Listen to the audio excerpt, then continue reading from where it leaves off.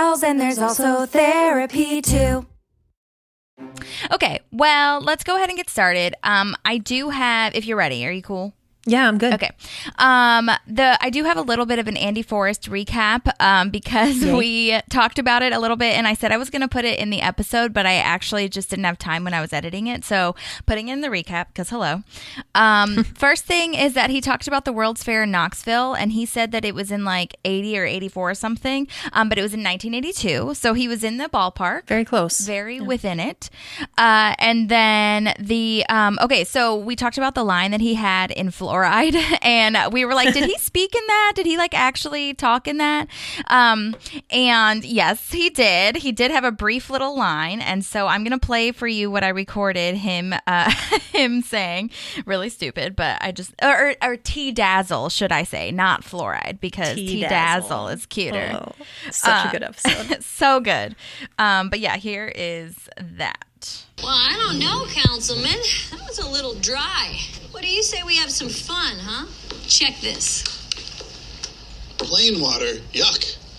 I'm bored. Then try this.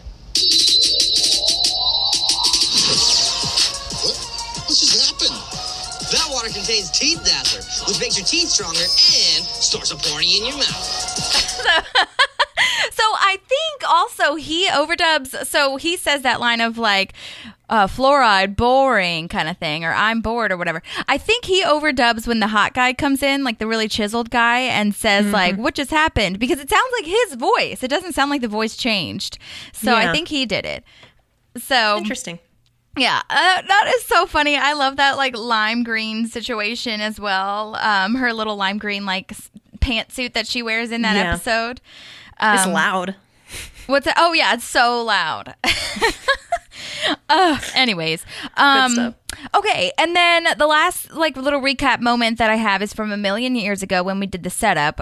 We were wondering what the difference was between MRIs and CT scans are. So I looked it up, and I should have known this, but so MRIs, just a friendly reminder, which you all know, is what Chris or Will Arnett's character loved/did as a job. But MRIs uses radio waves. It actually stands for magnetic radio imaging, and CT scans use X-rays. So technically, like you guys said, you can be in the little machine with your clothes on and everything, as long as, you know, the person that's doing it is protected, like with whatever they're wearing, and like, you know, they're not the ones being magnetic, if that makes sense. And that's why like they wear those heavy X-ray like suit armor shield things. Right. Well, and they give you like a when I got the bad concussion, they gave me like a whole speech of like, we could do a CT scan to make sure there's no like bleeding or anything, like something worse going on in there. But the radiation is really unhealthy, and we don't think it's a big enough risk for you to do it. Got it. Okay. So but I don't think there's that risk with MRIs. Okay. Like that kind of risk. Okay. That makes sense. Yeah, totally. That makes sense. So yeah, they use waves and magnets basically for MRIs, and that's to get the image of inside your body, where it's like, you know, you can use like a constant magnetic field and radio frequencies bounce off of your fat and water molecules apparently, and that's why, I know, isn't it wild? So fancy Science. But they're like transmitted to that receiver in the machine, which is where Will Arnett was sitting, like talking to you kind of thing. And that's like translated into the image of the body that can be used to diagnose the issues. And that's also why, since it's using your fat and your water molecules in your body, why you can get more of an image of like the heat and all that shit in there, as opposed to an X-ray where it's just like your bones. You know what I mean? Right. So. Yeah, I think the MRI can see muscles too. Oh, yeah. Yeah, I think you're right. So, yeah, I think it's just a little bit more of a extensive overview, you know, instead of just an X-ray. So, anyways, that's the difference between an MRI and a CT scan. You're welcome, everyone. You're welcome. Thank you, scientists, as well. But let me go ahead. Oh, okay. We have our lovely guest in our Zoom meeting. So let me admit Brooklyn. Okay. I'm going to take this moment to take my hat off because I think it might be dealing with the headphones. Okay. Hello? Okay, let me turn off my Brooklyn. metronome. Hi, Brooklyn. I do not want that. Are you okay? Okay, it says that it's recording. Okay, I see it's picking up now. Yeah, let me get one more book. And I'll be right back. Okay, well, we started with our recap, so I'm done with the recap now, which is kind of great. You came in at the perfect time, because now we are on Leslie's House, Season 2, Episode 14. You guys, I Googled so effing much in this episode. There was so many references and things that I needed to understand, mostly because Justin just spouts off random-ass information, but also because there was just a lot going on, I feel, even without Justin. But it's very busy, and there's not two storylines. This is one of the episodes that we have where there's not like a B-side or whatever. Yeah. Right? Like, the whole story is based in Leslie's house, and the whole, well, not the story necessarily, which is true, but the whole cast rather, because you can't have a B-side unless you were to do a B story for Retta and Jerry, Donna and Jerry. But which Retta wasn't in this episode. Yeah, and Jerry only had like one line. She wasn't in the setup either. So crazy. You're right. Yeah. I wonder if she booked something. Could be. But we should go back and look at our MDB for this time. Yeah, totally. But yay. Okay, so Leslie's House getting started. This was written by directed by Alex Hardcastle, rather. And Alex is actually the one that they said Gillian Vigman's reporter character was based off of in Christmas Scandal. She was the one that was like, people are saying that you have a scandal going on. And Leslie's like, who's saying that? She's like, people. And that character name was Alexa Softcastle, to pay homage to Alex Hardcastle, which was really interesting and fun. But he also directed Practice Dates, so we've talked about him before. We've seen his work before. And he's directed a bunch. He just wrapped Grace and Frankie. He's done a bunch of stuff with them. New Girl, The Mindy Project. He actually directed Christening in The Office. And he is also super involved with that show You're the Worst, which I actually haven't watched, but I've seen a few trailers, so yeah, I haven't it doesn't matter. But yeah, and he's also a producer slash, I think, crew director as well of like a lot of live TV projects, like TV specials and documentaries, a lot of award shows, which makes sense because I feel like same situation with Troy Miller, who apparently is Sean's guy, because every time we have Sean on, Troy has directed it. And Troy has done a bunch of like comedy specials and live TV shows and things like that, which makes sense again on the back end because, you know, that's live and it's like a documentary almost styles of directing, which is kind of what this show is all about. But super exciting news. He emailed me back and he is going to be on the show. So I am so excited and so grateful. And my persistence has paid off because I definitely did not message him first. I messaged his agents and his managers and they forwarded it. And they were super nice too. I have to say, shout out to his team because I guess they just kind of, well, I mean, you learn what your clients want or would want to do kind of thing. But they were like, yeah, he'd love to. And then they forwarded it. But they said that before he said yes. So I was like, oh my God, that's so nice. And then, his team, got me in contact with him and he was super sweet and he was like, yeah, just tell me like, how do we do this?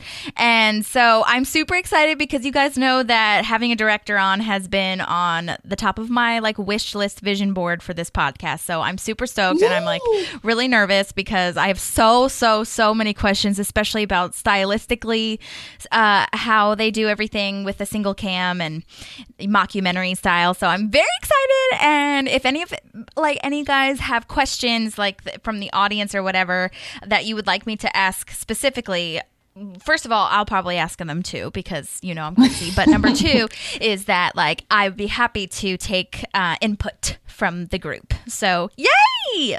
Awesome! Yeah, it's going to be so much fun. I'm so excited about it. Me too. There's this other thing that I found that he's been doing that I've never heard of in my life, but it's called Young Doctor's Notebook. And apparently John Hamm's in it and Daniel Radcliffe. Oh, yes. I did. Did he direct that or wrote it? Or he was either a director or a producer or something. Yeah, I think I actually have watched an episode. I can't remember what streaming service it was on or what it might be on now. It might be on Netflix or it might have been on Netflix. But yeah, it's kind of like this old-timey like show. And yeah, they played such different characters than what they usually play. It's not a comedy. And basically I think John Hamm is the the older Doctor and Daniel Radcliffe is obviously the younger Doctor. And like they're either playing each other or something. They're both doctors. And it's like there's a notebook that obviously, it's called The Young Doctor's Notebook. But Tell us more, Holly. Yeah, it's kind of, I don't think it's dark, but it's definitely like different. And Daniel Radcliffe has been very known, especially after Harry Potter, to do things way outside the box or way outside of what you would think that he would do, because he wanted to kind of like get away from the Harry Potter like typecasting thing. But yeah, I didn't know he was involved with that. He is British. Alex Hardcastle is British, so Brittle. He's a brittle British man. So yeah, I love it. That's awesome. Yeah, and then this was written by Dan Gore, which I think is really amazing as well, because we keep doing this accidentally. But Brooklyn, Dan Gore actually wrote Hunting Trip, which you were also on. So See, we have a pattern. I know. It's wonderful. I feel like it's just going to happen randomly. Like I don't even have to plan it. It's so crazy. I know. Well, because none of Sean's were planned either. Nope. He took over the last one because his sister couldn't do it. Right, And exactly. so that was an accident. Yeah. It's cool, though. I like it. I love it. I think it's wonderful. But yeah, so we've seen Dan's work before. He's written 10 episodes of Parks, including The Hunting Trip, which we talked about. But he also wrote Harvest Festival, The Trial of Leslie Knope, which are huge episodes. Oh my gosh, yeah. Those are big episodes. Totally. But his most recent / biggest thing is that he just wrapped Brooklyn Nine-Nine. He actually created that with Mike Schur. So that's in the Schurverse too, if no one knew that already, which you probably did. But yeah, it's really sad because that came to a close. But he's also, again, done a bunch of late night / live writing kind of award shows stuff. And well, when I say award shows, which I'm sure he's done, but I more so mean like late night type of stuff. Like he's written for Conan, The Daily Show, Last Call with Carson Daly, like huge comedy writer. And he doesn't have an Instagram or like any way that I could find to get in touch with him. He has like on the way that I usually get in touch, like as if there's an agent or somebody's contact email. But I couldn't find one. All I could find was the info email, like info at CAA artists. I don't think he's with CAA, but that was just an example. So of course I emailed them, but who knows if that gets forwarded. So somebody find him, please. And maybe I can talk to Alex and help me, and he can help me. I don't know. Did we talk about this in Hunting Trip too? That his name, doesn't it end on like one of those picture frames that comes in at the end of an episode? Like one of the colored pages. Oh, maybe. He does have a production company. Okay. So it's Maybe called the like Dr. Gore. I'm a doctor. I think that's what it says, right? Shh, I'm a doctor. Yeah, you're That's what it probably does? right, because Dr. Gore is his production company. Him and Mike Schur both have each their own individual production companies, and they produce Brooklyn Nine-Nine, and then Mike Schur's does Parks. So yeah, that would make sense. Oh, okay. Yeah. That makes my brain feel better. I connected something. I know. I did try to find a contact information for his production company as well, but I did not see one. So it's okay, you guys. It'll happen when it happens. But yeah, so we've got a wonderful dream team for our writing and directing crew. But yeah, so I have summary written in my notes. Yay. I'm ready. Here we go. In an attempt to impress her new beau, Justin, Leslie throws a dinner party with the Parks Department and a few extra guests. Leslie gets herself in a jam when she tries to liven up the party with entertainment through the rec center teachers that are fighting to keep their classes open. April and Andy continue to get closer. Yay! I love these rec center teachers so much. Oh my gosh, me too. Well, and I have a lot of thoughts and feelings once we get to the party, because I see why she calls this meeting at the end of the episode, but I'm also like, she did a really good job prefacing everything. Yeah. Like wanting to pay for it and, you know. Right. So, yeah, anyway, right. Yeah, and I mean, the meeting, as we learn, is not about any sort of moral thing at all. So no, it's really not. So there's really no reason for it anyways. But yeah. But But so this cold open is Leslie leading a conversation with teachers at the William Percy Recreation Center. She's thanking the teachers, saying their classes shine like a jewel in Pawnee's beautiful crown. But unfortunately, 5 of those crowns will have to be removed, or jewels will have to be removed from the crown because the city can't afford to pay. I like her delivery of when what's her name is like, so you're cutting our classes, and she's like, yeah. Well, this is a lot of teachers. Did you notice that? There's at least 50 people in there. It's a lot. Yeah, the whole bleachers are filled. Yeah. And they're only getting rid of 5 people, which I know that's still 5 people's things. But is this their full-time job? I thought with the rec center, it'd be more of a volunteer type situation. I think it's probably a part-time situation is what I would assume. Because I was going to say, Brooklyn, you and I did basketball through Parks and Rec. I remembered that. But other than that, I don't really remember classes, which led me to look up Nashville classes, which I'm going to link in the show notes because holy shit, there's so many. And there's theater and dance and art and cooking and all this shit. And it's not necessarily free, but it's definitely cheaper than what you would pay at an after school program or something. And it's really cool. I'm super into it. So I know. Also, if people are paying for these classes, doesn't that help the budget? Yeah, but I think they're really cheap is the thing. So maybe they didn't want to raise the price or something.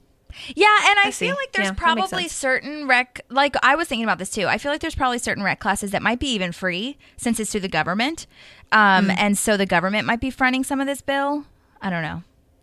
Did we have to pay, Brooklyn, we have to pay for basketball and all the sports stuff, right? But it wasn't much. I think we had to pay a little bit. And then I think even the parents volunteered to do it. So to super coach. bare minimum. Yeah. And then I think our funding went into renting out the gym and getting us t-shirts or something. Yeah. I remember the t-shirts. That's for sure. Yeah. The Warrenton Optimist Club, for those who want to look that up. Oh, my God. Did you ever do any parks things, Maddie? Do you remember, as a kid? Before you went to China, obviously? I don't know if it was a Parks and Rec thing. Most of my memories come from, sports at school and stuff. There was a youth orchestra that was, county-based, I think, that I was part of. And then there was a T-ball that was Parks and Rec, I think, but it was through something called the Christian Center. Oh. And I don't know if that might have been a Parks and Rec, but a specifically or maybe religious a one. YMCA situation or something. Yeah, something like that. Yeah. Yeah.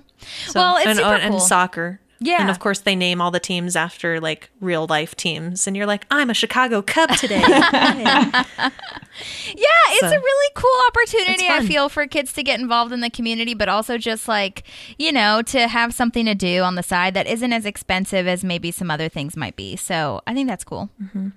Well, and I think a lot of schools now are starting to, because when I played sports in school, in high school and stuff, we paid for travel, but I don't remember having to pay for anything else. You didn't keep your jerseys or anything, but you didn't have to pay to play on the team just if you wanted to travel. Right. But now, when I was teaching and coaching, and then also a lot of my kids, they have to pay to be part of the sports teams now. Oh, that sucks. So I think a lot of families are relying more and more on the Parks and Rec stuff that's cheaper. Right. Yeah, which would make sense. And that's another thing, too, which is good, a good opportunity for kids to get involved in sports that couldn't maybe make the teams in middle school or high school, a.k.a. me. Just saying. Because you don't have to try out for those Parks and Rec teams. I'm just saying. I know. Which but is a good and bad thing. It's so sad because, I think it happens in multiple episodes of Parks and Rec. From state and local government perspective, Parks and Rec budget, that's the first thing to go, Yeah. Especially if it's funded by the public. So absolutely. Really you have lots of people depending on it, but also advertising is a big thing, which I think, in the Harvest Festival episode, they kind of show their big catalog and stuff like that. And it's a big reveal. So yeah, I know it's crazy. It's an awesome service. I have looked up college courses, community college courses, because they also have pretty good prices too on cooking classes and budget classes and things like that. But I actually haven't looked at St. Louis City's Parks and Rec programs. And I should find them for each of our towns. I mean, I found one for Nashville, obviously, but yeah. And it's I'll find interesting one. because I remember you said what? I was just going to say, I'll find one for Phoenix. I would do Prescott, but like, I think we would have more wide range listeners, like from a bigger city. Yeah. So I'll send you one for Phoenix. That's fair. I did a show actually at one of the theaters that the Metro government here uses for their theater classes. And it's this little black box theater near the Parthenon. And I remember seeing like Metro signs in the building, but I never like looked further into it. So they have like these really cool like vocal classes, but they're also like there's this is so dumb, but that I'm talking about this in detail, but I don't care. There's an elf and fairy workshop for the kids. Oh my gosh. And it's like there's some voice intensives, but I also emailed it to myself / looked it up because I could totally volunteer there. You totally I was thinking about it. So I think that would be super fun. I know. But I want to anyways. babysit some kids so I can take them to that. Yeah, and I think like there's a 4-week program. One of the vocal / theater things, it's like 4 weeks and it's $150, and it's like everything's included in that $150. So I don't know where exactly that funding goes, but regardless, I just think that it's really cool because if the schools don't have music and arts, the government would probably be the first place where people might look for it, or like the city or the community or whatever. I don't know. So. Yeah. Anyways, I know. I thought it was really crazy that it was only a $1,000 budget cut. That's what I said. Normally, budget cuts are like, much steeper and there's so much more pressure. And it's like, just really stressful because everyone feels like they're contributing. But I was like, okay, $1,000. You could raise that in a fundraiser, I know. That's what I was like $1,000. That seems very low. I literally have that written, Brooklyn. Like, why couldn't they have raised the money? I know. So strange. I know. They're probably just like, well, we only have a budget of $5,000 and $4,000 of that goes to public sewage and water treatment. So Parks and Rec, get rid of that extra $1,000 so we can pay our city council. Who are also working part-time. They have a full-time job in addition to being a city councilor. So they were like, yeah, probably trash pickup and, water treatment is more important than whatever class you're teaching. Yeah, and I wonder maybe for Pawnee, like $1,000 is a lot. I don't know. Yeah, but like all that public funding goes into like, things like your libraries and the people fixing, the potholes in your streets, things like that. The DMV people. Yeah. So much happens at the state and local level or city level. It's so crazy. Oh my God. Yeah. But I love the parks programs. Like, Me who too. doesn't love a good park program or a beautiful park to walk through? Yes. Well, speaking of parks, I was just thinking, oh my God, that's stupid. Not speaking of Parks and Recreation, the TV show, because we're already doing that. But speaking of like walking through a park, this William Percy Recreation Center is located at Beeman Park in Los Angeles. It's actually in Studio City if anyone is over in that area and wants to drive by or walk by, because it is an actual park with this actual building. Okay. I'll have to post this picture because it's actually so perfect. There's a picture of the building that they're in at Beeman Park, and there's this blank brick wall, which would be perfect to add in William Percy Recreation Center in post. So it's so choice. So I'll have to post that picture. But yes, Beeman Park, if anyone's interested or if you've been there before and are walking through it, let us know. That's awesome. That's really cool. Yeah, I was kind of sad, but I liked when she was talking about like the student evals and that poor man was like, I offer a grief counseling service. And she's like, well, yeah, I hope your student evals are good, or I hope your class attendance is high. And he was like, no, not. Oh man. What were you going to say, Maddie? I was going to ask you if you knew if they filmed inside there or if they just used the outside of the building. I don't know. They really could have done either. That wasn't listed anywhere. It doesn't seem like that recreation center has that gym in there or that they showed much of it, but maybe they did. Who's to say? It is in Studio City, which is near where Universal lots were. So it could very well be that. Maybe that'll be a question that we ask for Alex. Yes. Oh, good. Yes. Oh my God. We're going to have so many questions for him about this specific episode. Oh my gosh. Which I is love great. it. But before we get to that grief counseling dude, there is the first appearance of Tanya, who she's the one that was like, so wait, you're cutting 5-hour classes, and she's in that pink shirt. And in later episodes, she works at Sue's Salads. Oh, and yeah. I always thought she was Sue. I thought so too. But I also remember very clearly, I can't remember. Oh, Leslie is saying, like, I frequent all of these like small businesses. It's when her small business seminar thing or whatever is at convention thing, and she's like, I've never seen you at Sue's Salads, and she's like, that's because I don't hate myself, Tanya.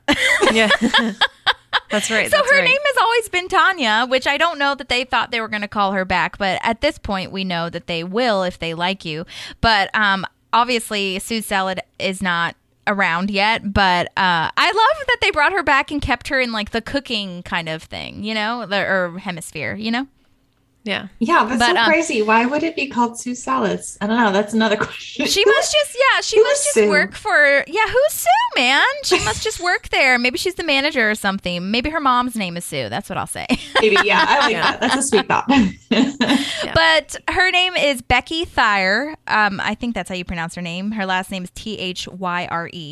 But she's been in a co-star in a bunch of things, including New Girl, Modern Family, Brooklyn Nine-Nine, Arrested Development, Kroll Show, like a bunch of these comedy shows that are in this circle. I could not find her Instagram, and she didn't have any contact info on her IMDb page, which is really sad because I really want to talk to her. But maybe by the time we get to, more Sue Salad situations, I'll have found her. Yeah, she seems like she would be really fun to talk to. Yeah, totally.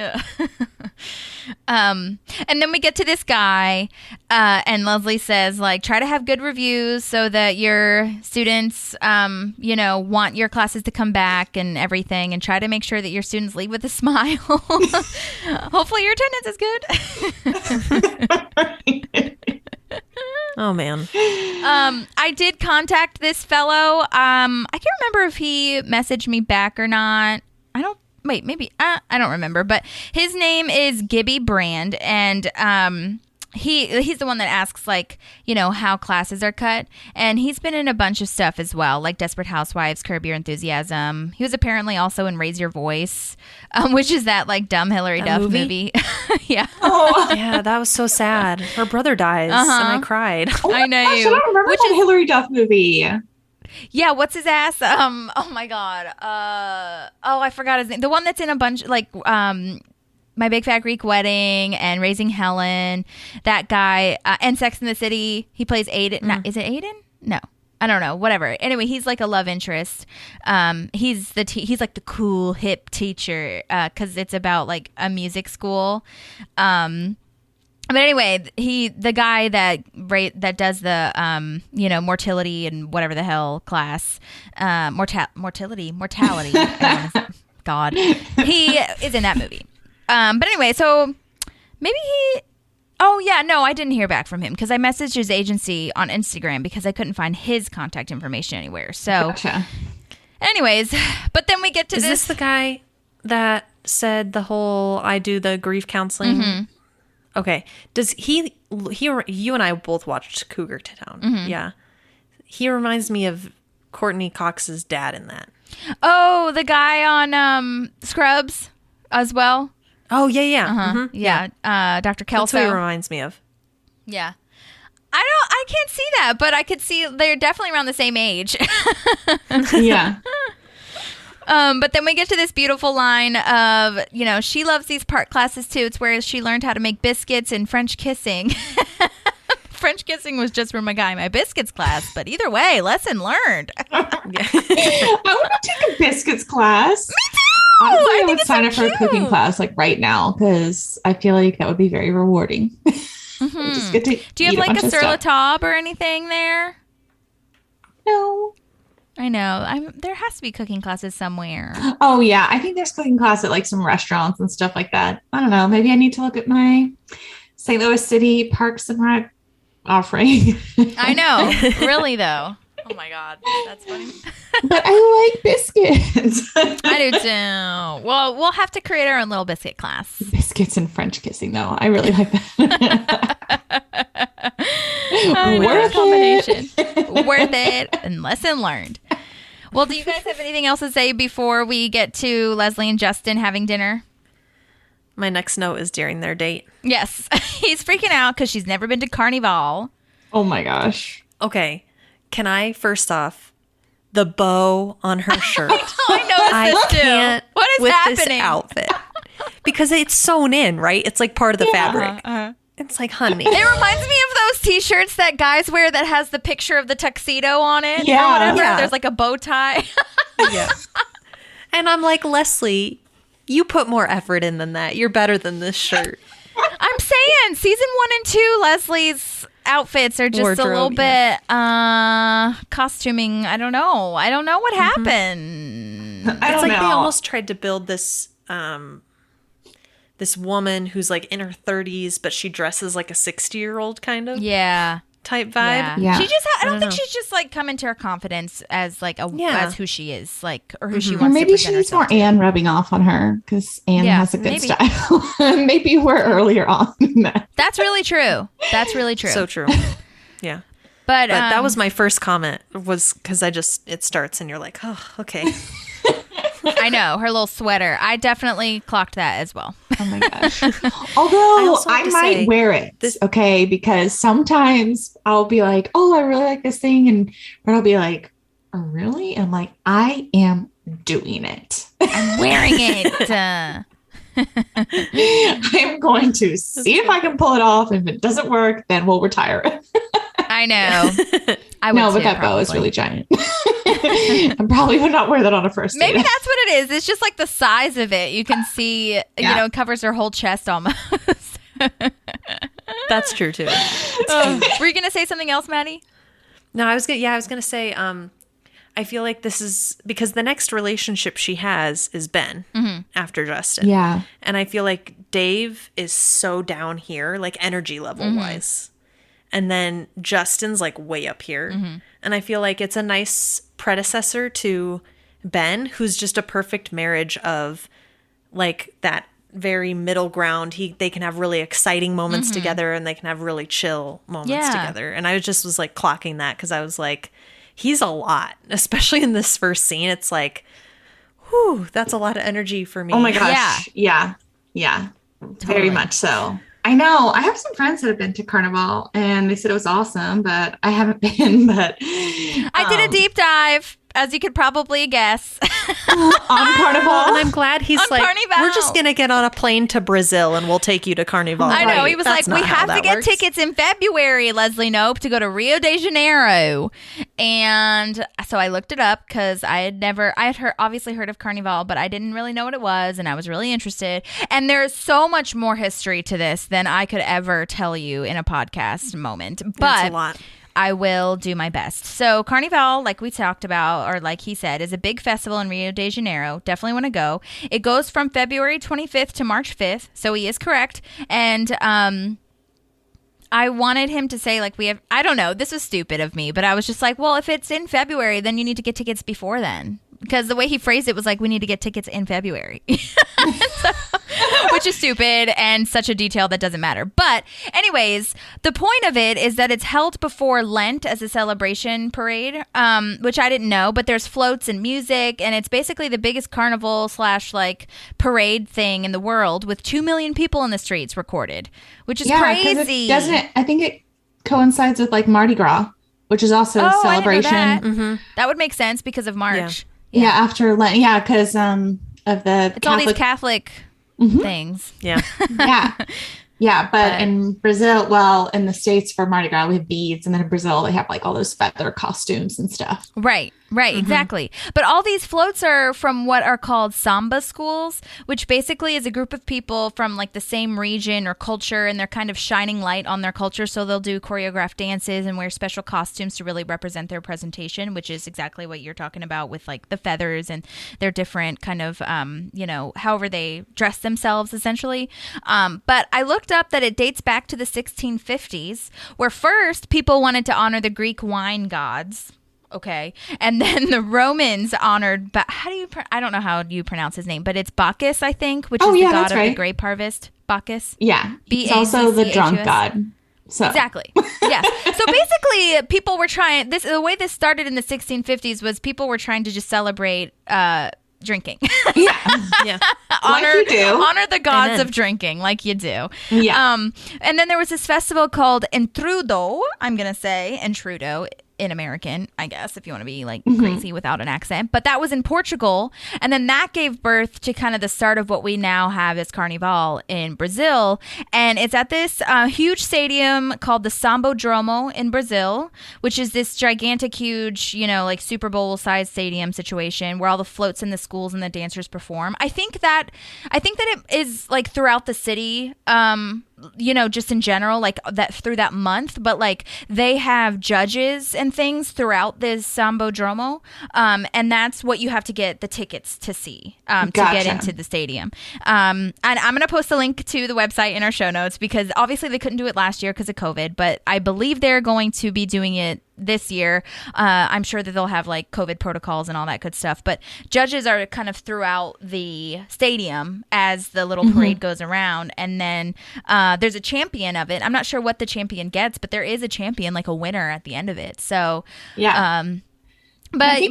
all throughout Central America too, like not just in Rio. Like you're probably right. Some Central American country like Guatemala and things like that, like and Honduras and stuff, they also have their sort of like equivalent. Yeah. And they also celebrate Carnival in the same time. I guess maybe the most like big commercial like start was in Rio. And actually when I was in Portugal, I think it was around that time. And I didn't realize Portugal was associated with it too, but I guess that makes sense. But yeah, they had like a big parade as Portuguese. Well too. I mean, it was really cold in Lisbon when I was there, but it was like there was a parade, and then they have this like traditional thing. These like guys dress up in these like green and yellow and red yarn costumes. I don't know. I can't even describe it to you. I have to send it to you, but they're just like, they run around and they just like cause mayhem and like jump in the middle of like parades, in the middle of groups of people talking. And I think it's supposed to be like before you have to like start Lent or something like that. I don't know. I'll have to look that up. But when you said it reminded me of that. Interesting. Yeah, I'll have to look that up. You said that was in Portugal, or you've just heard of that happening during Carnival? Yeah, that was in Portugal. And I think it was during part of Carnival, actually. So it's that time of year. Yeah. Also, I think it's hilarious that Justin is like, "Oh my God, you've never been to Carnival?" Yeah, as if it's something that everyone does. Now, the thing I know, like it's so accessible to everyone. Right, exactly. Thing that I will say, I know that we've talked about how Justin can kind of be a little bit annoying with like all the shit that he has done and whatever, but just a little pretentious. Yeah. But the thing that I will say that I kind of appreciate is that he never seems like he is judging, or like he never seems like he's mad at you for not having experienced something or thinking that you're lesser than because you haven't gone. He's like, "Oh my God, but we have to go. I'm so excited and I want to show this to you," kind of thing. You know what I mean? No. Which makes me 100%. like it a lot more. But especially with like these interesting dates too. I was like, I'm not mad about this. Like cocktails in the aquarium. I love that. I know. Cool, that's so cute. Restaurant with the cool decorations and music. Also, I really love that line that Leslie has of like the fish reminding her of her mom because the fish is being withholding. It's just very withholding. Which, like, how do you tell that a fish is being withholding? Oh my gosh. I loved that part too. Oh, it's so funny. So then the chef comes over and says that Justin saved his family and that they can stay in this country because of him. And Justin is being all modest. And the chef is like, the work was pro bono and all that good stuff. And this chef's name is David Dion. I think that's how you pronounce his name, but he is actually Iranian. And he's been in a bunch of things. The Blacklist, SWAT, Madam Secretary, SEAL Team. Looks like a lot of military type situations or shows that he's been in. But I did email him and he said that he was interested in sending me some stuff, some like voice memos, but I don't think he had the time. He said he's been super busy, but I did ask him, like, because they talked about the camel stomach. Yeah. And I was like, is that like real? What even, like, do you know what kind of restaurant this is like supposed to be? Like, you know, have you ever had camel stomach? I don't know. But he emailed me back and he said, because I always ask people also how their audition went if they remember it, and he said it was a long time ago and I have no recollection of the audition, to be frank, which truthfully not many people do. I'm always right? Yeah. Especially for these a little bit of smaller roles where they probably only have like one line to read in the audition. I'm always very impressed with people when they like know right off the top of their head. But anyway, he said, I don't really think there is such a dish as camel stomach. I never Googled it. Maybe it's like a Persian specialty or something. I know. I didn't Google it either. Let's do it right now. Camel stomach. There's a Mexican dish that's cow stomach. Yeah. Like the lining of the cow stomach. Okay, I'm Googling camel stomach and like it doesn't look like that's a thing. There's a whole... Ew! Oh my God, I cannot. No, did you see pictures? Holy no. Well, there is this thing that says Dubai food. I'm not going to press play, but it says whole stuffed camel is a dish consisting of a medium-sized camel and gastrated with a sheep or a lamb. Oh my goodness. Well, it doesn't surprise me. They have a lot of camels there. They do like camel racing there. I don't know. They do a lot of... Yeah. Yeah, it's interesting. Camels are like cows there. Like, yeah. They even make cheese from camel milk, I think. Yeah, I've heard that. I mean, I saw it on Amazing Race once, so... Yeah. That's so true. I've seen a lot of these things on Amazing Race. Okay. I've also seen Carnival and they had to do a challenge or something there. No. Amazing Race is amazing. Learn a dance I love that show or so something. That's so cool. I love Amazing Race too. Well, this guy was super nice and I'm really happy that he messaged me back, even if he doesn't, because I've been all these people that didn't get back to me by tonight, because I told him we were recording tonight and I'd love to listen to it tonight, but if they didn't message me, then I said that they could send it to me later and I'll just play it. Yeah, we'll do a little recap. Yeah. Perfect. Yeah. But for now, I don't know that I can't say that David is going to message me back, but I'm glad that he told me about camel stomach and that he emailed me back. He seemed very nice. So. Yeah. But it's really funny because I loved his delivery of like when Justin is like, oh, no, I'm just kidding. It's chicken. And he's like, do you want to try the camel stomach? Yeah. The way she says no. No. I like that too. Same though. Oh my gosh. I do have another thing too. Like there was a deleted scene. Also, I have a couple of deleted scenes that I'll be playing for you because they're just too perfect. But there is a deleted scene that says it's deep fried. And the chef says that it's a baby camel. They never use the adult camel. Oh my gosh. And it really sounded like that was an improvisation, which it might have been like, you know, like on the fun runs or whatever. Because it was at the end of the sentence and it just seemed like they were having fun. Yeah. So I kind of, I wanted to play this, like there was just a bunch of deleted scenes, kind of like when Will Arnett was on the setup, kind of just like randomly saying stuff. So there are a couple things that we've already heard, but it's just said in different ways, and I just thought it was worth playing. So I'm going to play this deleted scene. So we're heading right for each other. And I'm thinking, oh my God, forever I'm going to be known as the guy who killed Yo-Yo Ma with his hang glider. And I'm like, I'm sorry, officer, did you say Kuwait? How long have I been asleep? No. Okay, I've seen this a million times on television. Here goes nothing. I jam the pen into the guy's throat, and he starts breathing. Oh my God. Did the pen still work? You've got to try this. Did the pen still work? I know. Did the pen still work? You bitch. Did the pen still work? Yes. Yeah, so that's where I was like, I'm kind of glad they cut some of that stuff because I feel like that, I'm like, okay, Justin, you have too many stories to tell. But like the pen still working is really funny. I almost wish they it almost seems like they came up with like some like an app or something that was like, okay, name a random famous person, a random place, and like a random thing, and then like combine them all. Like, right. It's like half the stories like that even April and Andy are saying later on, you're just like, where did you come up with it? Right. Like, what stories are you even saying? Yeah. But anyways, yeah, I like that he was talking about like, oh my God, I'm going to be the guy that killed Yo-Yo Ma with the hang glider. Yeah. Yo-Yo Ma, I have met. Oh, wow. When? When he was on and tour played in in China? an orchestra with him when I was 9. Oh, cool. Cool. Where was that? In Peoria, Illinois. Really? Oh my gosh. Weird, right? Was that, you were like in an orchestra or something? Yeah, I was in the youth orchestra, and they brought us in to play on the symphony stage. It was like this big thing. Like they were going to let us do one of our performances in the Peoria Symphony Hall. And it was like Yo-Yo Ma was guest starring with the Peoria Symphony that weekend. Cool. And so we did a morning time, like, what would you call that? Holly, what am I thinking of? You said in the like morning? A workshop Oh, or something yeah. like that. Yeah.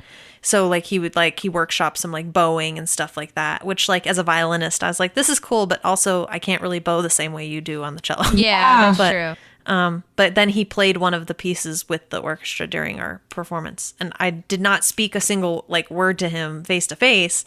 I think I was just so like starstruck. Right. This guy's so cool. Yeah, that's really cool. He was in Illinois too. I was like, oh, maybe she met him while she was like living overseas, in this like international school. That would make sense. Meeting him in Beijing makes way more sense than in the middle of Illinois. So cool though. That's awesome. Yeah, that's super cool. Side story. Good to know he wasn't actually injured by a paragliding incident. So. Right, exactly. Yes. Justin's hang gliding moment did not mess with him. But so now they're trying to figure out when they're going to see each other next. They're walking to her car. Justin says he's going to be in Pawnee on Tuesday. And then Leslie makes her character, like quintessential Leslie, makes her overachieving, under-promising character choice of saying the date in Pawnee is going to blow Indianapolis out of the water. And she says it without thinking. And then he walks away and she's like, oh God, what did immediate I just regret. Say? Immediate. What do I do? Yes. You can see it in her face. It's awful. Oh my God. Yes. Crap. And then the next scene is where Leslie's talking to Anne and being like, yo, what should I do? I don't know. I just promised him all these things and I don't know what to do.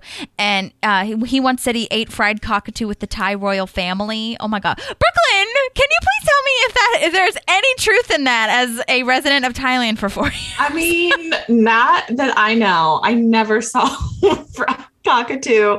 I mean, we went into like the royal families, like palaces, and they would have these like really like old fashioned like menus that they used to have. Yeah. And I do not recall seeing fried cockatoo on any of them. So, well, I'm imagining it sounds like it's a similar thing to this camel stomach situation where they're just coming up with random ass shit that they can put in this episode that like people will question. Probably. Or they're not figuring that people like us are going to question it. Right. I mean, it does sound exotic, so. Mm-hmm. You are right. And then she does her classic Leslie thing of Anne making a suggestion, or really anyone making a suggestion, and she's getting all excited and like goes into the super mega detail about having a dinner party, starts making orders for Anne to come over at 2 and help her get ready. I love this line. I honestly think it might be my favorite line because I feel like I resonate with this. And Brooklyn, I was going to ask you because I think that you do this too. But that thing of when she says, I know what you meant, but I took your idea and made it better. It's called the think tank. I know. It's so funny. Well, and I also really loved how like 2 seconds later, she was like, okay, you're my best friend. Now get out of here. Like, let me get to play. She's like psychotic in some instances. She really is. And I love her for it. I know. But I'm not above admitting that like there is some serious psychosis that goes into this like nutty overachieving like you're like I'm 10 steps thoughts. ahead of you. And Anne's like, this is not gonna right. It's interesting in like a long distance relationship, right? With this guy that she really likes, she's forgoing getting to have like a one-on-one romantic evening and bringing all these other people in just to make it like heightened, right? You know, when he probably really would have just loved time with her. Yeah. Oh, absolutely. But I also feel like this is very Leslie too, because maybe without knowing it, like not only is she trying to overachieve and everything, but she's also kind of sort of turning this into a competition where she's like, who can kind of like beat one person at being, or beat the other at being more like inventive and creative and cool and whatever. And that, I know that's not the point. I think that's very underlying, but I do see that as a pattern with her.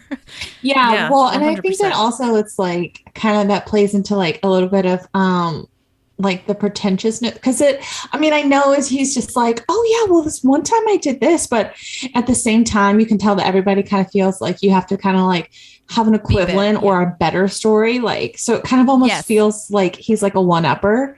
And you're just like, can you? So maybe, and Leslie already has a very competitive spirit anyway. Absolutely. So she's like, I could do better than this, which is dangerous. Yeah, I think you're right about the one-upper thing too, which we'll see in Mark's talking head, which is hilarious. But yeah, he'll say one thing and you have to say the other thing. Yeah, that's either better or equal. Yeah, you're so right. I didn't think about it that way, but but yeah, so now Leslie's inviting all these people. Now she's talking to Ron. She's trying to invite him, and he's asking how many courses.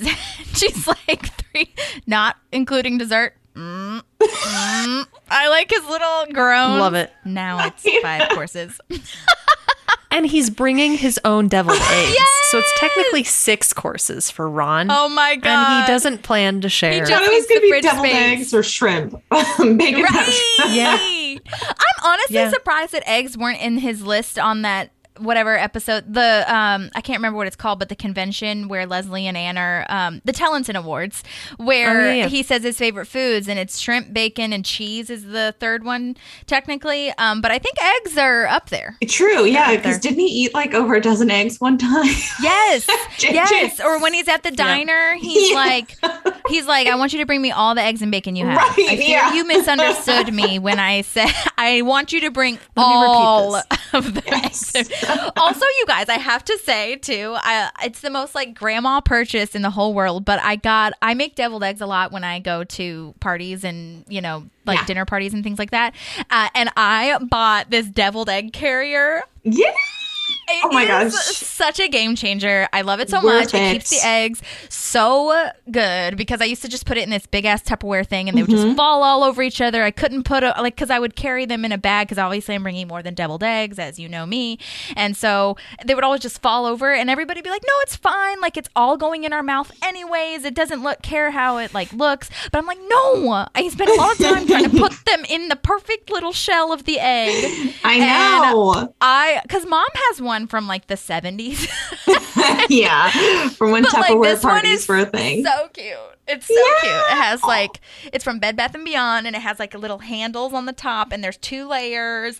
It's like so perfect. So cute. Yes. I mean, I do love me some deviled eggs, but I just love how Ron is sitting in like the living room, just devouring, like alone, like not talking to anyone. I know. Also, they look so beautiful. Did he make that? They're like piped.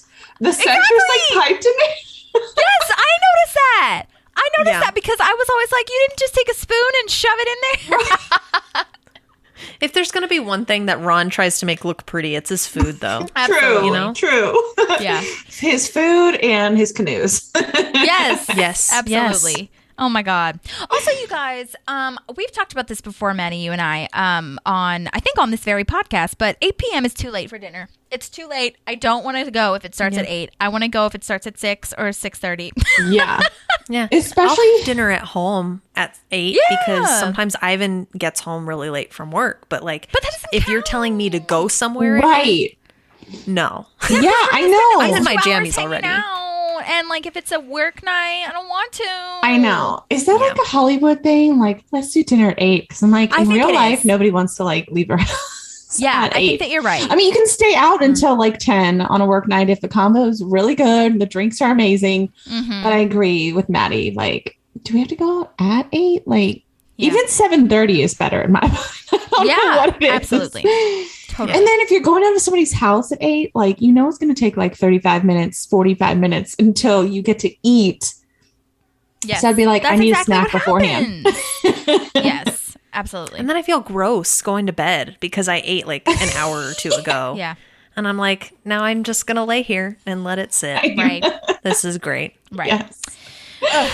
Anyways, and then she invites Tom because he's the most exotic or from the most exotic place. Oh my God. South Carolina? Right. She's like, save it for the party. And then Jerry's but not don't invite invited. Jerry. Yeah, jinx. What are you guys talking about? Nothing. Goodbye. See you later. Get out. I tried to pause this because right at this moment, Leslie has a bunch of magazines out. And I tried to pause it to see exactly what it was, and I couldn't. I just figured it was probably the catalogs for the rec classes or something. Oh, I was figuring it was home stuff for like recipe stuff, like a home and garden magazine or something. Maybe you're right. It could be, but you have to remember later Anne's like, so you're gonna, what are you making? She's like, what? Like she completely forgot she was gonna make food. Yeah, so you're I don't know if she right. planned. Yeah, that's don't really know. funny. I tried. There was no good spot to pause it. Yeah. No, you're probably right. Or maybe it's a mix of both. Who's to say, honestly? Yeah, it very well could be. Yeah. There were a lot of magazines on that table, so. Yeah, it was like 6 or 7. Yeah. Right. Then we have our Kyle moment coming up. So exciting. Oh my gosh. Yes. Do remember so good. that Andy Forrest was on the show. So if you haven't listened to that, please go and listen to that because he played Kyle. And we did talk about this very moment that is coming up. Andy's practicing shoe shining on the chair with the polish. And Leslie walks up and she's like, won't that get on people's butts when they sit down? And he's like, no. But she's hiring him to be a waiter at the party and it pays. Also, I do like to see this little shelf thing every episode because every time I look, I see something new. So I'll tell you what I saw, and then you guys tell me if you saw anything different. But I did see a little radio thing with like the little antenna sticking out, candy bars, looks like Listerine type situation bottles, shaving cream, maybe some Advil looking bottles. There's a phone on the shelf. He has a phone. Like an old style phone, not a rotary phone, but like, you know, just an older phone. And then, oh my God, I did pause this moment because there is a big old jar, like what you would have those big pretzels or cheese puffs. Yes. Oh my gosh. Oh my God, I paused it because I don't think I took a picture of it, but you guys go back. I should have clocked it, like what time it was, but there's a sign on it. It looks like there's trail mix in it, and there's a sign that says $1 for a fistful. Oh my gosh. Oh, no. I think that's brilliant. There's so many things going on in that sentence. Oh my God. It's That's so great. good. And it's like handwritten. Clearly, this was Andy's idea of like being an entrepreneur, being like, yeah, if you want a fistful, just give me $1. I'll give you some. Well, he was like, he went to Costco and was like, okay, I'm going to get this. Right. And then he got back and he was like, how do I make money off of this? I can't give someone the whole freaking thing. Right. And I Yes. also want some myself. Right, exactly. I'll fist it to you. There's also Hopefully as a napkin and he's not just like right into your hand. can't say that that's what's happening, but I would hope so too. But there's also I a missed picture of the- him wrestling with arm wrestling with someone, and I wanted to Yeah, know who I saw he was that as arm well. wrestling with. But Yeah, I don't know. I that's a good call because the one that the note I wrote down is it looks like he's hugging someone. oh, okay, he might. I mean, there might be another picture like that, but there was there was one. Yeah, where there he's were like two of clearly him. leaning against the shoe shine stand, and he's like arm wrestling with someone. Okay, I might have just not looked close enough, and he very well could be arm wrestling. It'll the person come back I thought he was around. hugging. But there's 2 pictures of him up there. The other one I couldn't clearly understand what the picture was of, but Yeah. other ones are of Gus. So I'm Okay. interested to see if over time they all become Andy pictures. Right, start to phase it out. You know. I know there's Yeah, one so- picture also of him like sitting in the chair, like looking at the camera. That one. So I know there's that one too. But so he's asking who's all going to be at this party, and she's like, just normal people, like, people. And he's like, Mark and Ann and Justin. His 3 least favorite people. I know. Hey, I'm Justin. I got this from the King of Africa when we were walking on the Berlin Wall together. I fucking love that line. That's probably my second favorite. Oh my It's so good. What instruments do you play, Justin? Actually, he's a pretty sick keyboardist. Actually, he's a pretty good keyboard. Yeah, right. Oh, I think that's so golden. Way to give credit where credit's due, though, I know, Andy. Good job. true, right? Yeah, he can't deny it. And there's a deleted scene that I'll play for you guys a little bit later where he actually says like, "Ugh, he's so nice. Like it makes me hate him so much more of how nice he is." You know what I mean? Oh man. But then Leslie's so good to Andy. I know we really see that I love her blossom. so much for this. Yeah, and he's just there's so much respect from him to her. He really, really wants her respect, and he just loves like we'll talk about it a little bit later because it shows itself a little bit more clearly too when she's like, he's like, I can't do anything mean to Justin. I can't like fuck this up for her because she's been such an angel to me. Yeah. And such a like guiding light. And I think that that's so sweet and like so nice. I know. Yeah. I agree too. Love to see it. But then Kyle finally sits down. Well, you don't see him sit down. You just turn around and then he's there. And Andy has that line. I noticed before you sat down, did you have some type of stain on your ass or something? which also, because he's already seated, it's like you didn't even watch him sit down. Right, exactly. But Kyle's like, I mean, did I?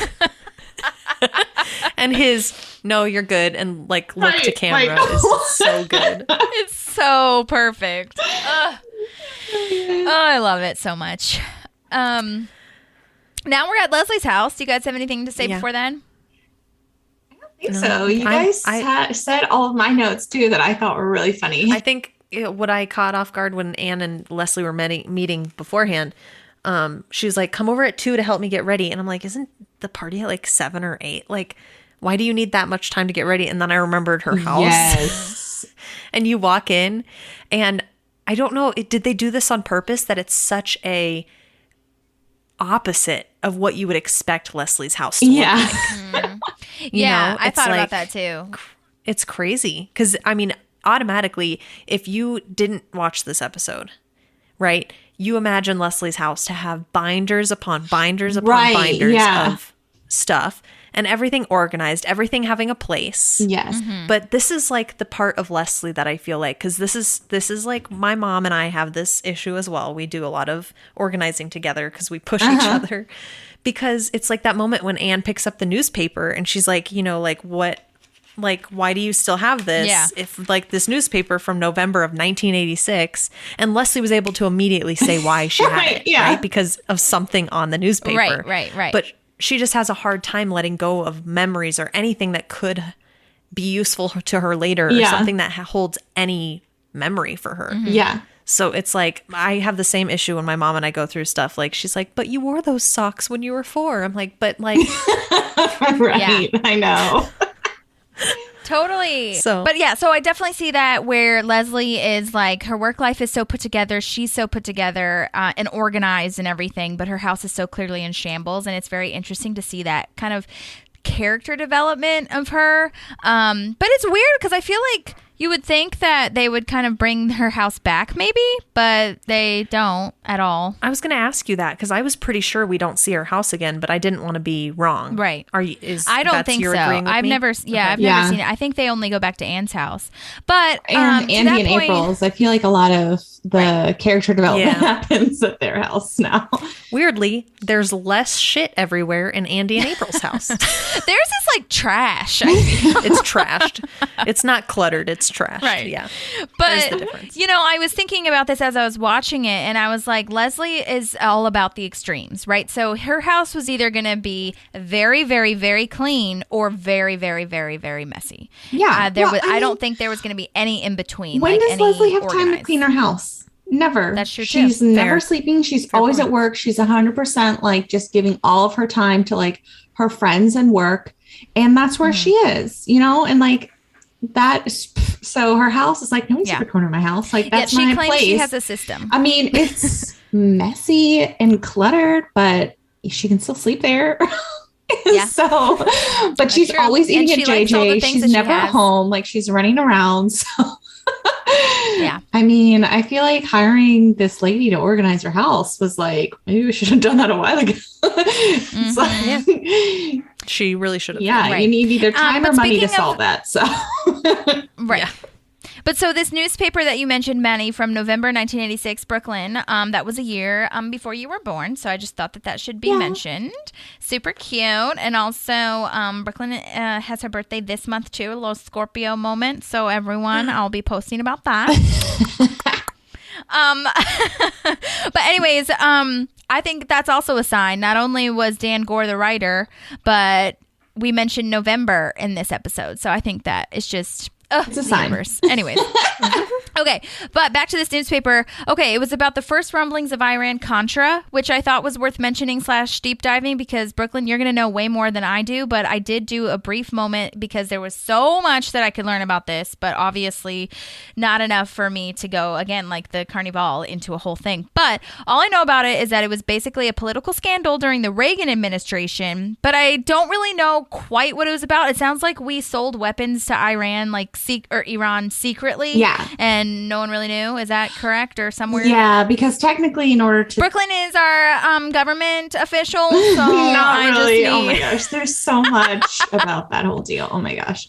I bet. No, it sounds really complex. Yeah, I know. It was... Yeah, really crazy because like the arms sales are technically supposed to be approved by Congress, but I think the legislative branch and the executive branch, if you remember from government class, I think they were at odds and they didn't want to approve the sale of the weapons. And it was also like during a big time when everyone was really scared about, certain countries falling to Soviet / communist influences and things like that. And I can't really remember the exact details of why Reagan was trying to fuel some of that money to the Contras in Nicaragua. But basically, it's like a study in like what not to do because there was a lot of meddling in other countries' leaders. And so we were like, no, we don't. Was this before we had like bad relationships with Iraq / the Middle East / Iran? Or have we always had kind of a tumultuous relationship with them? I'd say that we've always had a relationship insofar as we want oil, right? Like I think that's what's driving a lot of it, right? That's where a lot of the corruption and the partnerships and stuff come from, is just being able to acquire oil because at this time, the U.S. was importing a lot of its oil. The Soviet Union was also really big in the Middle East. And so when we were having kind of like in the midst of like the Red Scare, things like that, trying to hold back against the tide of communism, that was a really big deal. So from those perspectives, both like from an energy security perspective and then also having some kind of military presence there to push back against. So basically we were influence. Selling like weapons to them, but without having congressional approval. Yeah. And I think that there you was got any congressional approval and you don't have the votes. You don't have the votes. So sorry. Okay. Thank you. My brain was doing it on the inside. Government, Hamilton comes up and I'm so sorry to interrupt. Oh my gosh. I know. Okay, anyways. Well, I think that Congress wanted to stay out of it because they didn't want to sell arms to Iranian terrorists, Hezbollah. Okay. And yeah, so they were like against it, but Reagan was like, no, we need to do this so they can fight back against the Soviets, I believe. And yeah, there was some other like crazy stuff with like deposing like the Nicaraguan like leader and then like meddling in their own like nation building. And then this guy, although other scandal too is this Senator Oliver North. I think there's like a movie about it. And I can't remember right now, but anyways, he basically lied like while he was giving a testimony and he was like, no, we didn't do that. So it was a really big scandal because there were like just lying about it. Got it. Yeah. And I was trying to read. It's funny. Oh, sorry. Go ahead. No, you go ahead. Well, I was just going to say it's kind of funny because, like, she doesn't act like that newspaper has really any information at all in it. She just says it's the first rumblings of Iran-Contra, meaning that they probably just got wind of it. And, like, that probably wasn't even a big deal. Like, I'm sure it was a big deal, but it wasn't like they didn't have all the information, like you just said. You know what I mean? It wasn't the peak. It wasn't the climax of the situation. It just started, you know? Right. Yeah. Because I think there were, like, little, like, leaks about it and stuff like that. And then it didn't really fully come to light because I think I was reading like somewhere like his secretary then came came behind Olive North and said, yeah, I remember I was like shredding documents and stuff so that we would hide it. And it was like, a big deal. That's like really bad. And it was really, not a good moment. Did he get like any sort of, did he get reprimanded at all? I think so. Yeah. I think that I don't even know what happened to him. I think he had to like serve time or something. Well, but sounds like it. He may have gotten pardoned later on, like however many years later on. And I think, I don't know. I have to recall more about it, but there was a lot of scandal. Yeah, there's always scandal. There's always scandal. Hence the TV show Scandal. Right, exactly. The Christmas scandal episode. Yes. But okay. Well, thank you for that tidbit. I need to create some sort of sting for like government moment or something. I don't know. Yes. But anyway, so I did want to just pitch back just a little bit. So we see Leslie's house for the first time, and we see a great exterior shot. This is located at 2358 Highland Avenue in Altadena, California, which is a little suburb outside of Los Angeles. It is like 15-ish minutes, like very close to Pasadena, which would make sense if you were thinking about her living, because Pasadena City Hall is where Pawnee City Hall is shot. So that's kind of like a nice little adjacent situation. Not that really mattered at all. But I also wanted to show you maybe I'll text it to you. But in the deleted scenes, there was a deleted scene that there's a lot of like scenes in here in Leslie's house, like with things that she has, and it's just hilarious. But they show this exterior and there's no snow in the deleted scenes. But in post, they add the snow like in the road and the sidewalk and all that shit. Oh my gosh. That is added. A little fakey snow moment, as Angela and Jenna Fisher would say. A little fakey. Nice. But so if you guys want to drive by that little house, I looked it up on Google Maps, and it definitely looks like that is the spot. They do a great job of getting the shot so that they can kind of like, you don't really see the houses around it, but it looks like, a cute little side street. So whose house was that? How do you do that? Like, they must have just scouted it, and I can't say if they filmed inside of the home.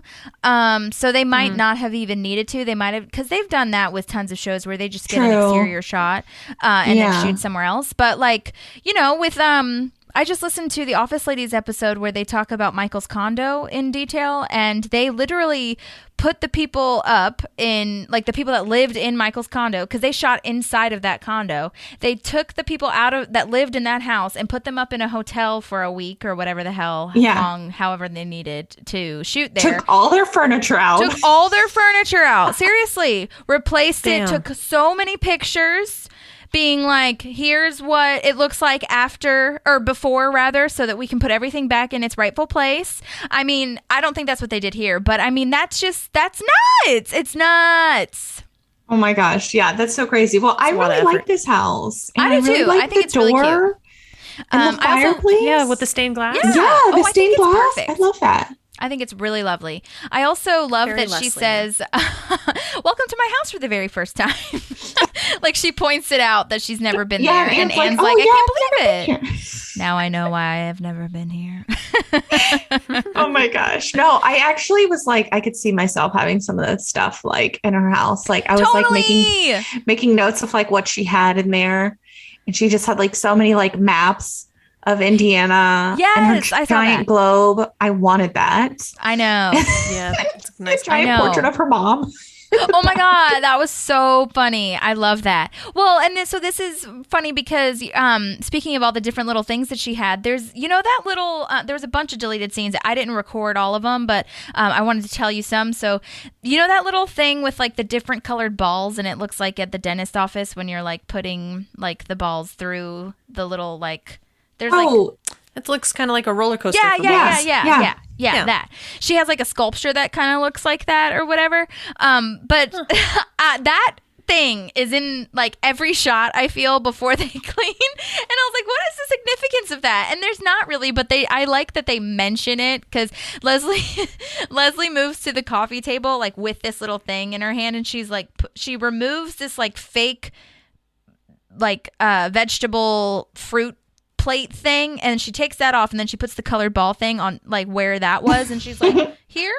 Is it better here? Maybe? When like the point of that scene is to think like it doesn't go anywhere. Get it out of here.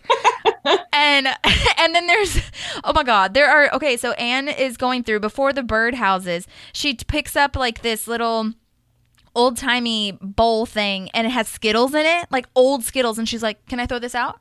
And Leslie's like, and she's like, so you'd be fine if I ate one of these right now? And Leslie's like, no.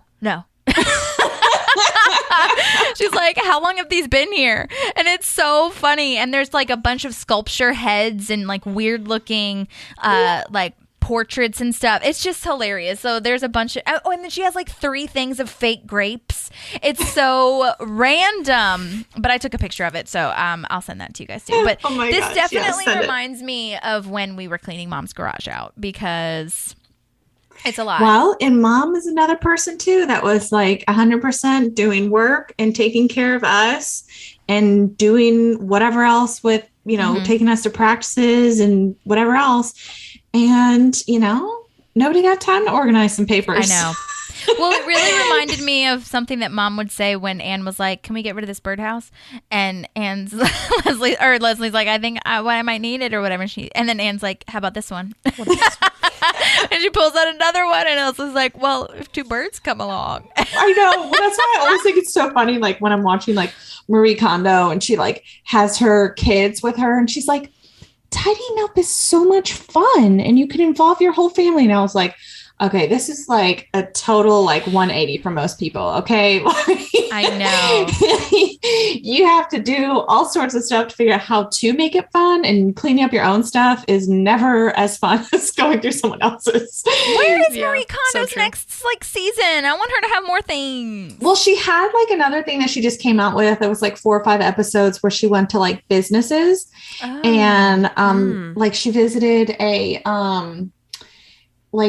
nursery for like little plants and stuff like that. And she helped kind of them organize and their family come together. And she helped another like lady with a coffee shop. Is it on but Netflix? It was only, it's on Netflix. Yeah. Oh, okay. It was only a couple of episodes though. Okay. But it was really sweet. Of course I wanted more episodes because she's awesome. I know. But so Anne says that Leslie needs a team of professionals, basically, because Leslie's like, well, Andy's coming over later. He can help us with this.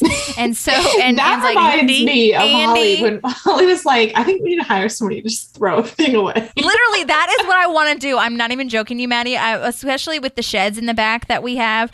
I'm just like, I don't care. Can we just hire someone to get a freaking bulldozer and just haul all of this away? Because I don't want it.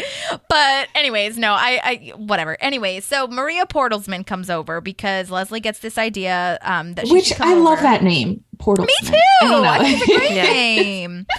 But she teaches a class called Organize Your Life from the Rec Center. And so Leslie has this idea, and I think that it's really cute because she keeps winking. She just winks and winks and winks and winks at her when she finally comes over. Her name is Bonita Fredericksee, I want to say is how you pronounce her name. That's how I would do it. I couldn't figure. I was trying when I was writing her name down. I was name. like, yeah, it's really cute. But she's been in a bunch of shows, and the most thing she's been in has been Chuck, where she plays General Diane Beckman. And I've watched Chuck before, but I don't actually remember her being in it. But that's just because I haven't watched it enough. Do you remember her, Maddie? Because you've watched it more than I have. I love her. And I love the whole series so much. Chuck is amazing. Okay. But yeah, she's not in every episode, but she does come in frequently. And I think there's like season 2 or season 3 where she's there a little bit more than usual. Cool. Yeah. But she plays in a bunch of things. Like she's been in Monk, the new Gilmore Girls, like the reinvigorated one, Rizzoli and Isles, a lot more stuff. But it's just funny because so she comes over and she's kind of bribing Leslie into potentially keeping her class once this task is done by not charging her. Leslie's like, how much do I owe you? And she's like, oh, no charge. I just hope you'll keep me in mind when you're making a decision. And that's when she keeps winking. And I think it's really funny too because well, I messaged her, by the way, as I always do. And she did email me back. She said that she'd be happy to get me a message, but obviously that hasn't happened yet. So maybe that'll be in a recap. But she seemed very nice and very receptive to talking to us. So Bonita, I hope that she gets back to us. So anyways, that's Maria Portalsman. That'd be awesome. I know. Yeah, she was awesome.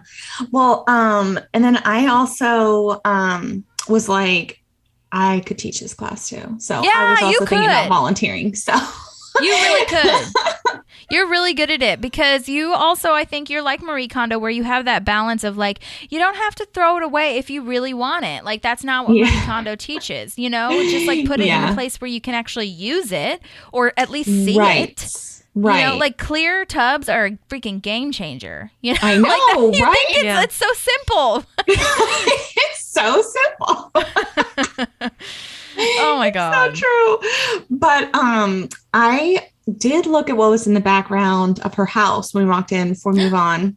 Okay. And she has like 12 phone books stacked up. No. And she also has like those chemistry models, you know, where you can do like the molecules and stuff in the background. Like, were there little beakers and stuff? No, it's like little beads. It's like a red bead and a gray bead with like a little line connecting them. Oh, and you can build out. I think that's what the cloth. That's what not cloth. That's what I think. That's what I was talking about. Like the little buttons or balls or whatever. The colored balls. Oh, okay. I thought you were talking DNA. about like one of those things at the dentist where it's like a wire and then you like move it kind of looks like that, but I meant what you're talking about. Oh, the you DNA are. Oh, okay. Yeah. Where she that's what she moves and like on it's an atom, right? Yeah. You can like build out like showing the protons and the electrons and stuff. Yeah. And you can like map out like how they bond with each other. Okay. And things like that. Like you can map out like carbon dioxide and like what that looks like, and each of the carbon molecules are like a little black dot. Like, why does she have that? Right. That's the thing that's in like every shot as they're there, like organizing. And she was like putting it on the table, being like, it goes here, okay, right? Gotcha. I'm with like, you now. That looks good here. And you're like, why? Gosh. Well, I almost bought one of those actually.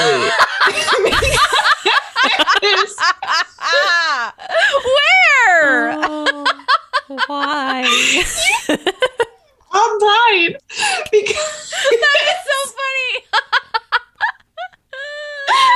Oh man. Oh my God. Well, because at work we are looking at like energy security and climate security. Okay. And we look at a lot of hydrocarbons, which are just links of carbon molecules. Okay. And what does that even mean? You're making sense.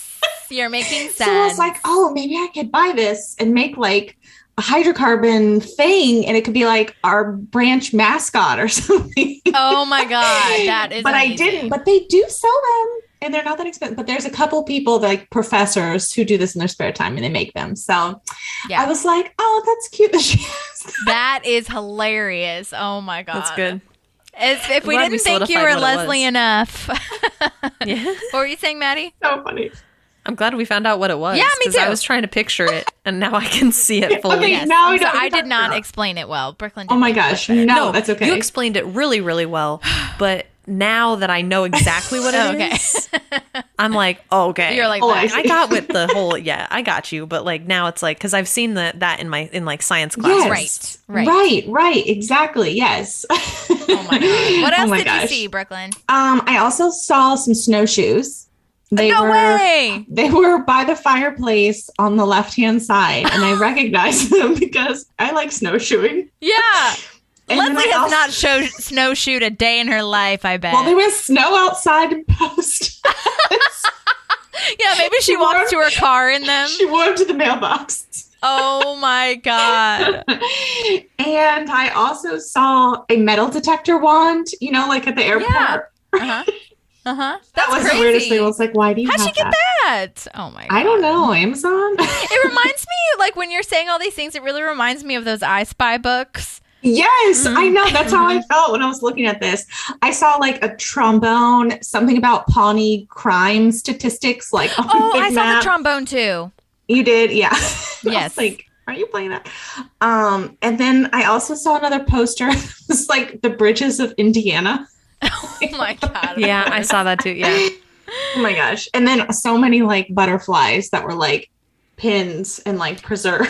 Yeah. Well, wait, where were they? Because they're hanging in the wall when they like by the time guests are over. Yes, they are. Yeah, that's where I saw them. Yeah, like in the dining room when we got there. So this was like later on, but Okay. I was okay. like I saw making that lists too. of all the interesting things I saw. Yeah, super random.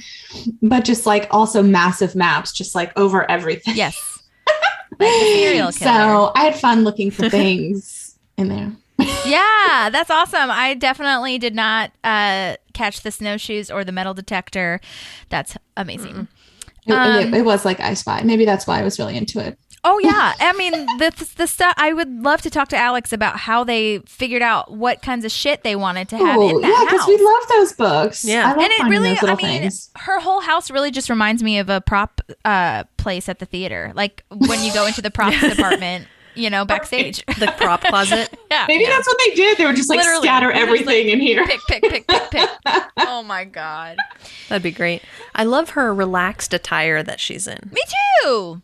I love this Her look like little on her. flannel thing with her hair up. I like it too. Yeah. Also, it's 2 p.m. Like, did she just take off work?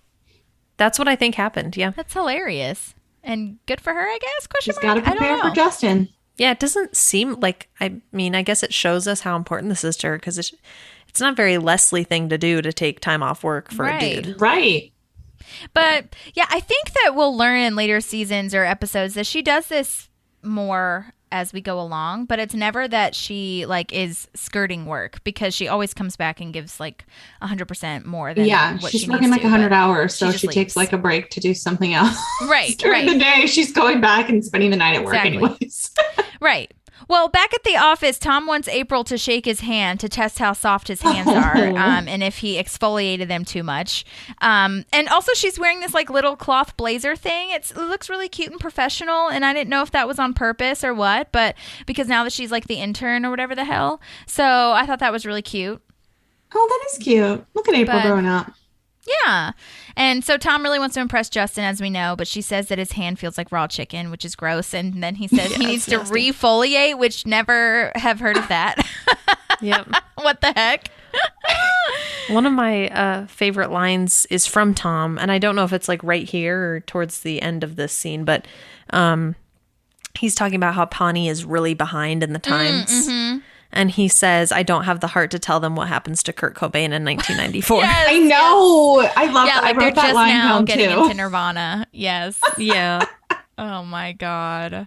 Ugh, awful. Oh my gosh. I liked that line too. It's just like, what? I know. Oh my God. Well, so then Anne asks her, this is when she asks Leslie, so what are you cooking tonight? And Leslie's like, what? And she, 5 courses. And Anne's like, of what? Of what? And so this is when she invites Tanya, aka Sue's salad lady, to come over and cook all the courses. And she's like, I really love this part when she says, I love when she says, cooking is important these days, And Leslie's like, is it? Is it? And she's like, is it? And she leaves really fast. She's like, I don't care what you have to say. Just cook the food. Just make the food. I wrote that Make the down party, too. Phyllis. But this table looks really nice with the plates and the glasses and everything. Andy's setting it up. Andy's like, is this right? And Leslie's like, I don't know. I mean, it looks right, But I do, like you said, Maddie, I really love this relationship kind of showing itself again between Leslie and Andy. Andy, like, just really respects her.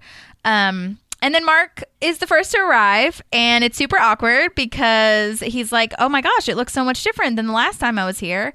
And then When was Mark here? Yeah, when was Mark here? Sex. Then Andy, no context. I mean, I guess there's Andy. context for us, but he just says sex. Yeah. Also, I know, Brooklyn, you'll probably understand this, and I know, Maddie, you watch Scrubs as well, but I don't know if you know it enough for what I'm about to say, but technically, Anne and Leslie are Bajingo sisters as... Oh, Yeah. Yeah. As Elliot says. oh my gosh. I know. That was like the weirdest, like, not love triangle, but like the four of them staying there, and you're just like, oh no. I know. So weird. Awkward. But for the audience, if you don't watch Scrubs, basically 2 gals who have slept with the same guy are Bajingo sisters, and 2 guys who have slept with the same girl are Wiener cuz. He's my wiener cuz.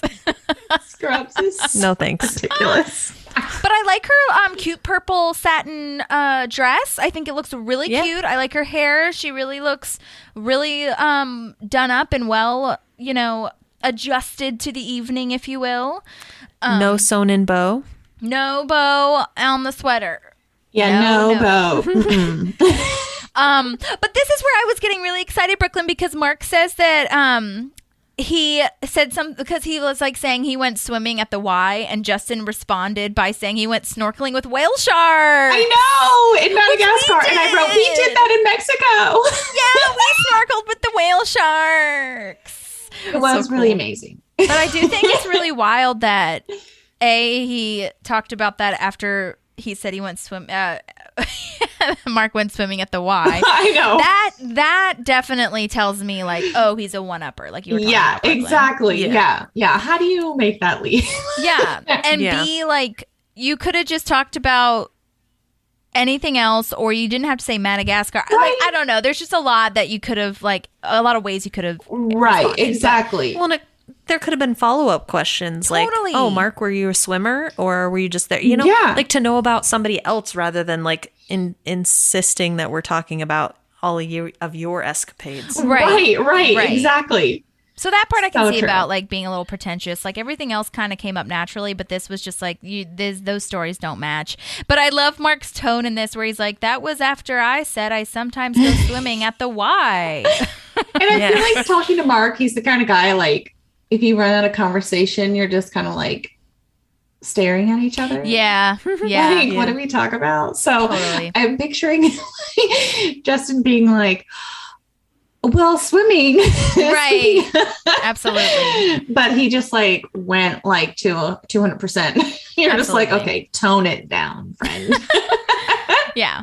I love his deadpan, because when he adds those little inflections in there, it makes it that much funnier. I know. More funny. So true. Yes, I totally agree. I agree. I know. I wanted to look up, but I ran out of time. I was going to look up and see if the whale sharks actually like migrate by Madagascar. I know. I thought about that too. They do, because there's only certain places that you can see them when they travel around for like I feeding. thought it was only in the year. Caribbean. They do. They are in Thailand and Indonesia. Oh, you're right. But I don't know if they go by Madagascar. I mean, I guess they have to like go south along. They have okay. Oh yeah, I just Googled around it the too. small island of Nosy Be in northwest Madagascar. Globally important hotspot for large marine species, including manta rays, sea turtles, humpback whales. So yeah, they have been seen. They're pretty. They're so beautiful. So beautiful. We love the whale gosh. shark. Oh my gosh, it was so beautiful. Oh my god. Yeah. Okay. I know. Well, anyway, so moving on now, there was some bloodbath of sorts that happened with Mayor Gunderson's dog that Mark and Ron are talking about, but Leslie says save up their stories until Justin gets there. And I love this tactic, because this is sometimes what I do, where Leslie says, she smiles as she's like insulting, like, oh my God, what part of not talking do you not understand? Do you not understand? Like, please have a good time and shut your mouth. Thank you. Yeah. And I love it I do so that much. too, so I just love that. I love that line so much. Yeah. I have that one written too. And the list of things that she's asked for in this world, she's like, I haven't asked for that much in this world: to build a park from scratch, to one day be president, to solve a murder on a train, and now this dinner party. Like, I don't think that that's too much to ask. They're so extravagant. I think she does that again too. I think she has a little spiel like that. I haven't asked for much. Right. I know. In a different episode. In her world, she too, hasn't asked for much. To solve a murder on a train, though. How specific. That's so funny. I mean, it is very specific. I mean, is there someone who doesn't want to do that? I mean, yeah, totally. Andy's so bitter. He doesn't even look at Justin as he takes his coat. He's just trying to be like the perfect, waiter man and not talk to him really. Because he knows if he like talks to him too long, he's probably going to be like mad. But it's really funny because she needs to stop like overhyping this party. She's like, oh my God, this is going to be the best party ever. She's just so nervous. April has the swine flu. Yes. Oh my gosh. I love it so much. Oh my gosh. Well, and I also really liked when before she like opened the door, she does like a hair swoop, even though like her hair like isn't, it's already can't back move. there. Yes, I noticed that. Oh my God. It's like already on her back and she like tries to move it. Oh, it's all about the gesture. It's just the gesture. Yeah. So funny. But this is the cute part too that comes up next where April goes to talk to Andy because Andy's like hanging out in the coat room situation. And she says that she wants to put chewed up gum in his pockets. And Andy's super professional. Again, kind of showing that relationship with Leslie saying like, I can't do that. And then April says, well, I can do it. And then he like shakes his head but nods yes kind of thing. That's so sweet. Yeah, I know. Yeah, I like that. I noticed it's very dimly lit in the house. Yeah. true. I don't know if that was just to make it feel more like chill. Yeah. Right. Like Or I mood just was lighting. noticing that the lighting was pretty dim. Yeah, Right. it seems really dim in the living room, but not so much in the dining room. So I think you're right that it's like a little bit more of a mood lighting situation. Yeah, you're right. Because the kitchen is brighter too. True. Yeah. But I did notice that as well, that it was like really dark. Right. I mean, and it there's, like, a is fireplace after in 8 there. p.m. also. So That's true. turn up the dial on Listen. the lights. Oh my God. Now Justin's talking to Tom about India, and Tom has there was literally... one line I think before that where Andy, I think he's in the room or something talking to April, where he says that he thinks like Justin was like hiking Mount Everest in Cambodia, which made me laugh because Mount Everest is not in Cambodia. Like not even close, really. Oh my God. It's like for at least Andy's lines, I feel like it's just like random places and random Absolutely. country and just like Yes, like earlier when he was talking about Africa and the Berlin Wall, like nowhere near each other. Yeah. I don't think he had geography. No. Or if he did, he didn't pass it. Yeah. Or So maybe that he part made me remembers laugh. like Justin talking about those random ass places and he just put them all together somehow. Yeah. Right? That's true too. I love flew this by where Mount he's Everest. like, Oh, go ahead. you're from India, right? The south part. Yeah. Is this true? The southern part is the best part of anything? I mean, debatable. It's debatable. Maybe they're Which saying we all the can debate it if beaches. needed. Well, The south part of Arizona is Tucson. And no offense to anybody that's listening that's from Tucson. It's not my favorite part of Arizona. Well, there you go. There you have it. there you have it. It's not. I also had a really shitty experience going down there. So I'm probably tainted a little bit in that sense. But Yeah. Yeah. Yeah. Well, I it know. is what it is. And I don't say, Florida's and I guess and Texas, I guess, are the most like southern parts of America. And I'm not saying that they're the best thing ever either. Although the southern hashtag Florida man. right, Yes, I know. which Shout out. has that show come out yet? There's a show. Oh yeah, there's a show called Florida Man. Jason Bateman's producing it. I auditioned for it, shooting in Atlanta. Oh, I'm so excited. I know. Okay, never mind. Anyways, but the southern part, like the southernmost tip or whatever, like in, I think it's, what is it, in Key West or something like this. It is actually really beautiful. I guess that counts. Yeah. I mean, everybody loves SoCal. Nobody talks about SoCal. NorCal. NorCal. Yeah. Anyways, so Justin's talking to Tom about India. Tom has literally no idea about anything in India. Also, there is a picture behind Tom of Joe Biden. I don't know if anyone else caught that. I didn't see that. Maddie, did you see it? Yeah. That's Yeah, so funny. it's Leslie's just little infatuation Right. that bleeds into every part of her life. I love it. But Justin asks about the Kinnaman Mosque, and I Googled it, and I couldn't find... So when Kinnaman Mosque comes up, it actually takes you to a different mosque name called the Kazimar Big Mosque, which is in the Madurai city of Tamil Nadu, which he does say that. He says, have you been to the Kinnaman Mosque in Tamil Nadu?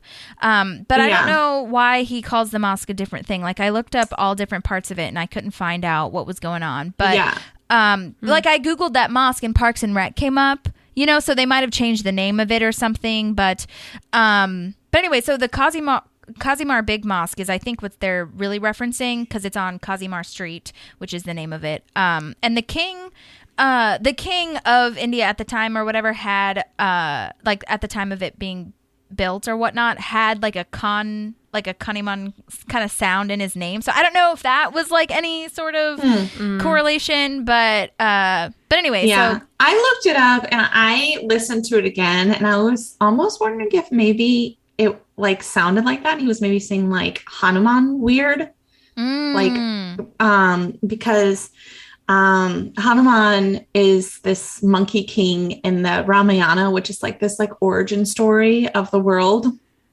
in Southeast Asia.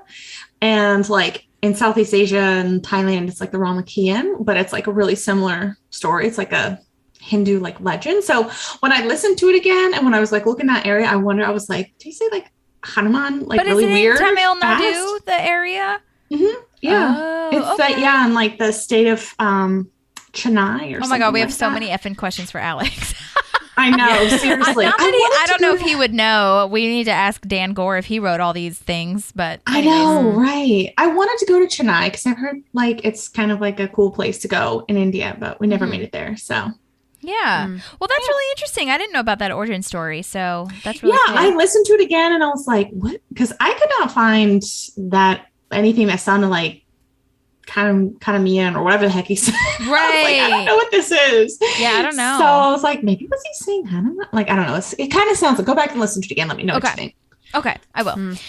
But Tom says that his uncle practically owns the place, and then he has to Wikipedia literally everything about India, which I think was hilarious because I was using Wikipedia to research this very episode. So I have my favorite line here too before he goes back to Google everything. Yes. He's when he asks about the mosque, he says, "I've prayed there. It's sick." Totally prayed there. It's That's sick. such a good line, Maddie. I think that's my favorite line. That's amazing. He's just like, I don't know what to say. I've never been there. What did he say? The last time he went to India when he was 8 or something. He was like, yeah, I don't know. This is before I feel like he knew the word trill because I love a good trill Tom moment when Tom says, quite possibly trillist party in the area. Yeah. And I feel like he would have equates said it that. to like a club or something. Yes, Like, it's exactly. sick. It's sick. Yeah, that's exactly what it sounds like. Oh, I love now, that. whose laptop is this? I don't know. He's I thought Googling about that things too. on. He must have found it in Leslie's like room or something. That is really random, though. Why does he have a laptop? Well, and like here's my thought process. I don't think I've ever owned a laptop that didn't have a password on it. So did he either A, guess her password, or B, say, "Hey, Leslie, I need to borrow your laptop while I go to the bathroom"? Right, exactly. Which could have happened also. Could have happened. He doesn't have a lot of shame when it comes to Leslie because he's heard about her man pillow and cake, bucket of cake. So Your crack man pillow. Yep. He knows too much now. yeah. Well, so Ron says he's having the best old fashioned and wonders where Leslie found him, the bartender meaning. And the bartender was like, well, I could teach you how to make it.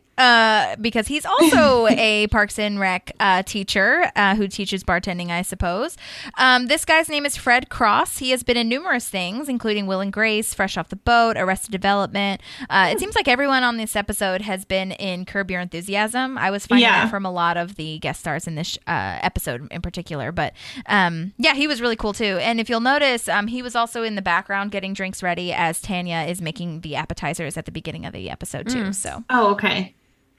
But and then it's so funny. I have this deleted scene because Ron has a deleted scene where it's a talking head where he's in the same place that Leslie was when she says like the things that she's wished for in this world, and he's talking about like what his ideal night would be. And I actually, you know what? I wonder if I recorded it. Well. He has this deleted scene where he says his ideal night is to go out to his back porch area, fire up a grill to cook something's flesh, and then he puts on a highlight reel of the WNBA. Oh my God. But then he has this deleted scene where I think he talks about his house. So let me play this for you real fast. My house has no walkway, no porch light, no welcome mat, and no visible front door. It is virtually impossible to get into my house. I keep the address unlisted. I change the house number every 6 weeks, and the mailman is instructed to leave the mail in a small plastic box hanging from my fence by a metal chain. Most of the house is a wood shop, and the rest is space for meat curing. There's also, I know. So there's this other deleted scene that I'm definitely going to send to you because I think that this was kind of like worth I just wish they would have kept it. Like, first of all, April makes this awful drink concoction that she tells Andy to take to Justin, but then he doesn't want it because she already has a drink. So Anne drinks it, and it's like so awful. And she's like, nobody drink that. But it's this really cute scene of Justin being sweet. I'm gonna play it for you guys. Nobody drink that. No, nobody drink that. You still got that band going? Have you guys heard his band Mouse Rat? It is so good. Yeah. Oh my God, that is disgusting. Do not drink this wine. You know what? I got a buddy that works at a big record label in Indianapolis. If you give me a CD, I'm going to pass it along. Fine. I accept. That dude is so nice. It makes it very hard to hate his guts, which only makes me hate his guts even more. Oh, that is really sweet. Isn't it so special? I was like, oh my God, he's trying so hard, I feel. I know. But I also really love this this line of when Anne comes up behind Leslie and she's like, Anne, get over here. When she's already standing right next to her. Yeah. It made me laugh out loud. Oh my gosh. I love And then that. we have Mark's talking head when he says that Yes. the story that he just told wasn't about him, but he couldn't tell the story because this kid's mouth melted, okay? Basically, Yeah. which again, I love this tone and inflection that he has. But just a reminder that this story was about an invisible flame burning his face, but the flames were invisible because of the chemical that was in it. And I looked this up. And there is what's called an ethanol fire, which is where it's smokeless and super dangerous because it is invisible technically to the naked eye. And ethanol is a type of alcohol, and it's actually found in the alcohol that we drink. But there's an ethanol fuel, which is a gasoline fuel, obviously, and there's a foam to extinguish it. But a lot of fire departments don't actually have access to it or like enough of it. So it's super dangerous. And I guess that like technically could be a real story. Yeah. Yeah. I Because think no it one could could be. see, and like he can't say anything. Isn't that nuts? Yeah. Yeah, that's crazy. It's But- really crazy. Anyways, so then we learned that Leslie invited Wendy, which is Soup's Ock. And I do not think that was a smart move, but she's not thinking like it. logically or personally. She's totally thinking selfishly and like competitively. And that Wendy is a surgeon from Canada who probably has interesting stories or whatever. True, so true. like, and then she also invites, April's boyfriends. And a reminder also that Blake Lee is Derek and Josh Duvendeck plays Ben. I messaged them both again because, YOLO. But I wanted to share with you this other deleted scene of why Wendy is late because I feel like it just explains a lot, I think. I thought 8:30. Did I get it wrong? No. All that matters is you're here. Who knows what happened? I know what happened. I told them to come at 8:30. It's very important that you stagger your interesting guests. And what's more interesting than a pediatric surgeon? Oh, wait. I know. A couple of gay guys. Oh, I don't know why Leslie, they're relate, but Leslie. I had a sneaking suspicion that it might have been so that she could like pepper her in as another like guest. Right. Yes. And I think it's really interesting too because I don't know, I just thought it reminded me of the bowling thing where he's like, how'd you know that I watch Ice Truckers or that I love Wings or whatever? And she's like, I knew.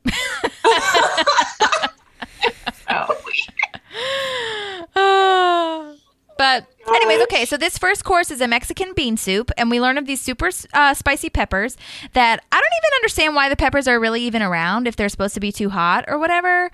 But then Ron eats a pepper and warns Tom not to, but Tom sings that thing of, this is how you eat it, which, by the way, I always thought was Will Smith, but the song is This Is How We Do It by Montel Jordan, and I'm so sorry to Montel Jordan about that, because we danced to that in like majorettes and stuff, and I totally thought it was Will Smith. Big deal. But then Tom has to run off because he ate the pepper. I know. It's so sad. Yeah. Pretty. And so they're probably supposed to be just like decoration, like you're not supposed to actually like eat them. Yeah. You know, like people put like, well, I guess a pickled jalapeno is different, but you can put like a jalapenos out on the table and it looks festive, but you're not going to like, straight up bite into a raw jalapeno and eat all the seeds maybe. Right. But Ron was like, yeah, I can do this. Yeah, I'm super manly. Yeah. What a man. Right. I know. Justin is yawning, so Leslie tells Justin about the whole April, Derek, Ben threesome situation, and she's like, April's like, talk about that, and she's like, nothing you else basically to tell. said it all. Yeah. Who else is gay? It really was. I really liked the April's response that Maddie highlighted. Tom sucks basically down explained this it all. comforter as he's in the like coat room or whatever room he's in. He's like sucking on a comforter, and Leslie tries to like take the comforter out of his mouth, and he's like, Okay, also, I do have a story where I ate a very hot pepper. Oh my God, I say wish it. Brett was here to explain it, but it was another thing where I'd eaten peppers on the plate that looked like it, and I like spicy things. So I bit into this pepper. And let me tell you, I like blacked out. I could not even speak. I was with with Brett and another one of our friends, and they were just like, "Are you okay? Are you okay?" And I couldn't even talk to them. I just like could not even move. Where was it? I feel like I sound like Justin. Say it anyway. It's okay. We've all been overseas. It was in Myanmar when we went there, and it was. That's so funny. You are Justin. But it was really good. The food was amazing. We're like sitting outside, and the food was delicious. But I bit into this pepper, and I like could not speak for like 25 minutes, and they just kept on eating. I was like, just keep on eating, because they were just like staring at me, and I just couldn't do anything except wait for it. My God. And Brett still tells that story. He's like, that was really crazy. How long were you like blacked out for? Like, what did you do to, or did you already say this and I wasn't listening? Like, what did you do to get it to stop stinging? I just was like just trying to drink water, but like all you can do is just like wait. Like water doesn't help. It just swishes the spiciness around in your mouth anyways. And I was like, oh my God. Yeah. I was trying to like eat rice. Like, no. Yeah, rice is good. Yeah. Biggest thing you don't want to do is carbonated drinks, because then it feels like pop rocks, spicy pop rocks. No, in your that does mouth. not sound pleasant. You're supposed to do like milk or something cream based. Yeah. To like neutralize. Helps. Yeah. Right. Yeah. But they didn't have any milk or cream based things, and I couldn't communicate that. Tough then. That is so scary, because you're just like trying to wait, like you said. Oh my gosh. No, that had never happened to me, and it's never happened to me since. Because that was too much. It was really crazy. But I identified with Tom in this moment. I was like, oh my God, I feel for him. But then I was like kind of mad at what's her face? Wendy. Yeah, because she was like, there's a real colon. And I was like, rude. I know, don't up, say that girl. in front of No. everyone. That's so embarrassing. And I hate that Ron says like, hey, little buddy. And then Wendy, definitely makes it worse by saying the whole, like, he has a frail colon situation. Get out of my face, Wendy. No. Ron and Wendy are also sitting super, super close. Yes. Yeah. Did you notice Hate that it. they're Kill close? it. Their chairs are so much closer than everyone else. It's so true, Maddie. Yeah. I was just like, what is going on with this? Well, to make it like better or whatever, Justin tells a story of a hot thing that he put in his mouth in southern Brazil, and Leslie gets all excited and says, "Oh, this That's sounds what she good." said. That is what she said. Yes. But I just love that she like doesn't even know what's going on. She's just like, "Yeah, this sounds good." And then apparently, like, he gets cut off, but he says something about a little bit of a scorpion poison. Poison. Oh my God. Which you That get can't be a Brooklyn good. sign, because Brooklyn is a Scorpio. Just saying. Whatever. Not Oh my a big gosh. deal. Well, I wrote in my notes that Brett has eaten a scorpion. Oh my God, that's right, in Japan. It was in Thailand. They sell them on the street was in it China Thailand? too. Okay. Well, either way, in Yeah. Asia. Yeah. What did I he say didn't- that it sounded like, or that it felt like? Brett. He said that it was like just really crunchy, like a crunchy bacon, and it like got all like in his teeth and stuff. Ew. Because they like It's because they're like charbroiled or something, like right over the fire. But was it Yes. stingy? Yeah. Or spicy? No, they like cut off the sting or something. They just like put it on like a little stick, like a skewer, and roast it to pieces. Oh my. They do the same thing in China with scorpions and then seahorses and then like some sort of bug. It looked like a cricket. Yeah. I've eaten the cricket. I haven't eaten anything else Okay. because I was like, I'm not putting a seahorse in my mouth. Yeah, I can't do that. Yeah, I've eaten No. in Cambodia. They had tarantulas that they also did like that, and they like marinate them. And I tried it. It wasn't terrible, but That face though. It wasn't like I terrible. wouldn't but- eat it again.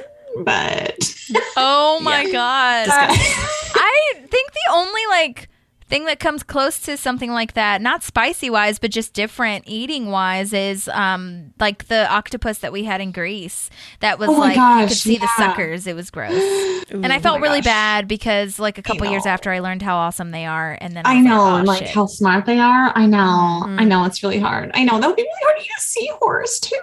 I know. Yeah. It's so funny. One of my friends is on that trip was super dramatic, and he was starting to tell me this story of oh my God, one time I heard about when someone ate an octopus, and I finished his sentence as kind of a joke. I was like, oh, and they died because the sucker sucked his lung out or whatever, and he was like, yes. And I was like, oh my God. No way. Oh my God. Oh my gosh. No. But I did not eat the scorpion. I was like, that's a little too far for me. So yeah. Oh my God. It has a very distinct smell though. Where you were there when Brett ate it? Yeah. Just that whole area where they sell them. Yes. Right? Just has a very distinct smell. Yes. It's in this part. Well, I mean, they're all over, but it's this part of Thailand that does have a very distinct smell. It's this Khao San Road area where it's super cheap, and there's just super cheap beer and places packed in all together. Everybody's walking around. All the backpackers go there. So yeah, we all went, and there was lots of drinking involved, and then they were like, we should try the scorpions, and I was like, sounds about right. You guys can have at it. Right. I think the spiciest thing I ever had was in Thailand, Brooklyn, with you. Remember that one time that it was that papaya salad or whatever the fuck? Oh, yeah, that stuff is awful. So hot. It was awful. And I was like, no, I'm okay. And then I turned away and I had some water, and I was like, dying. I don't know what they put in it. It's like those bird's eye chilies. Yeah. Oh, what was it? Bird's eye chili, you said? Mm-hmm. Okay. Yeah. Well, because the thing that's nice about it, I felt, was that it was a nice, if I was more accustomed to it, I could tell it would be a nice flavor, because the mango mixed with the spicy actually is kind of cool. But I was like, I can't handle this with my weak ass American palate. I know. It reminded me of, what episode is it where Leslie's like, no, thank you. Oh, I know what you're talking about. No, thank you. I don't know what that was. I can't place the exact scene. Oh my God. I always think of that. I'm just like, nope. No, thank you. Oh my God.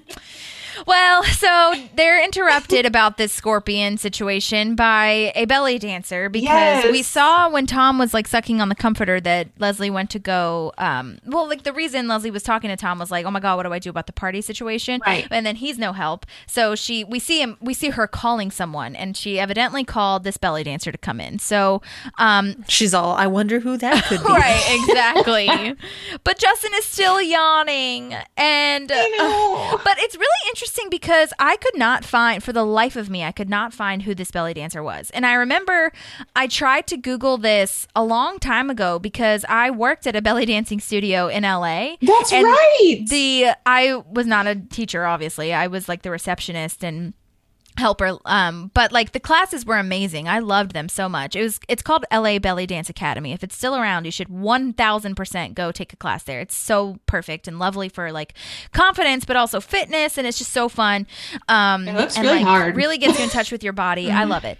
But anyway, I was for a brief second, I was like, oh, this lady kind of looks like the owner of it, but with dark hair. I wonder if it's her.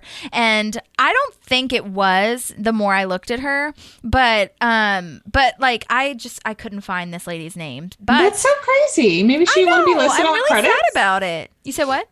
Maybe she didn't want to be listed on the credits, or I don't know, or maybe she's just doesn't have an IMDb. Oh, maybe, yeah. I don't know. Yeah. But or no one has found her to create one for her, because you can do that kind of thing. But yeah. But needless to say, I do have some exciting news, because there's this whole montage of rec teachers. There's a fencing person, which was played by Tim Wesk. He didn't have any deleted scenes. Okay. But there is a caricaturist that is drawing Ron, if you notice her, for a brief second.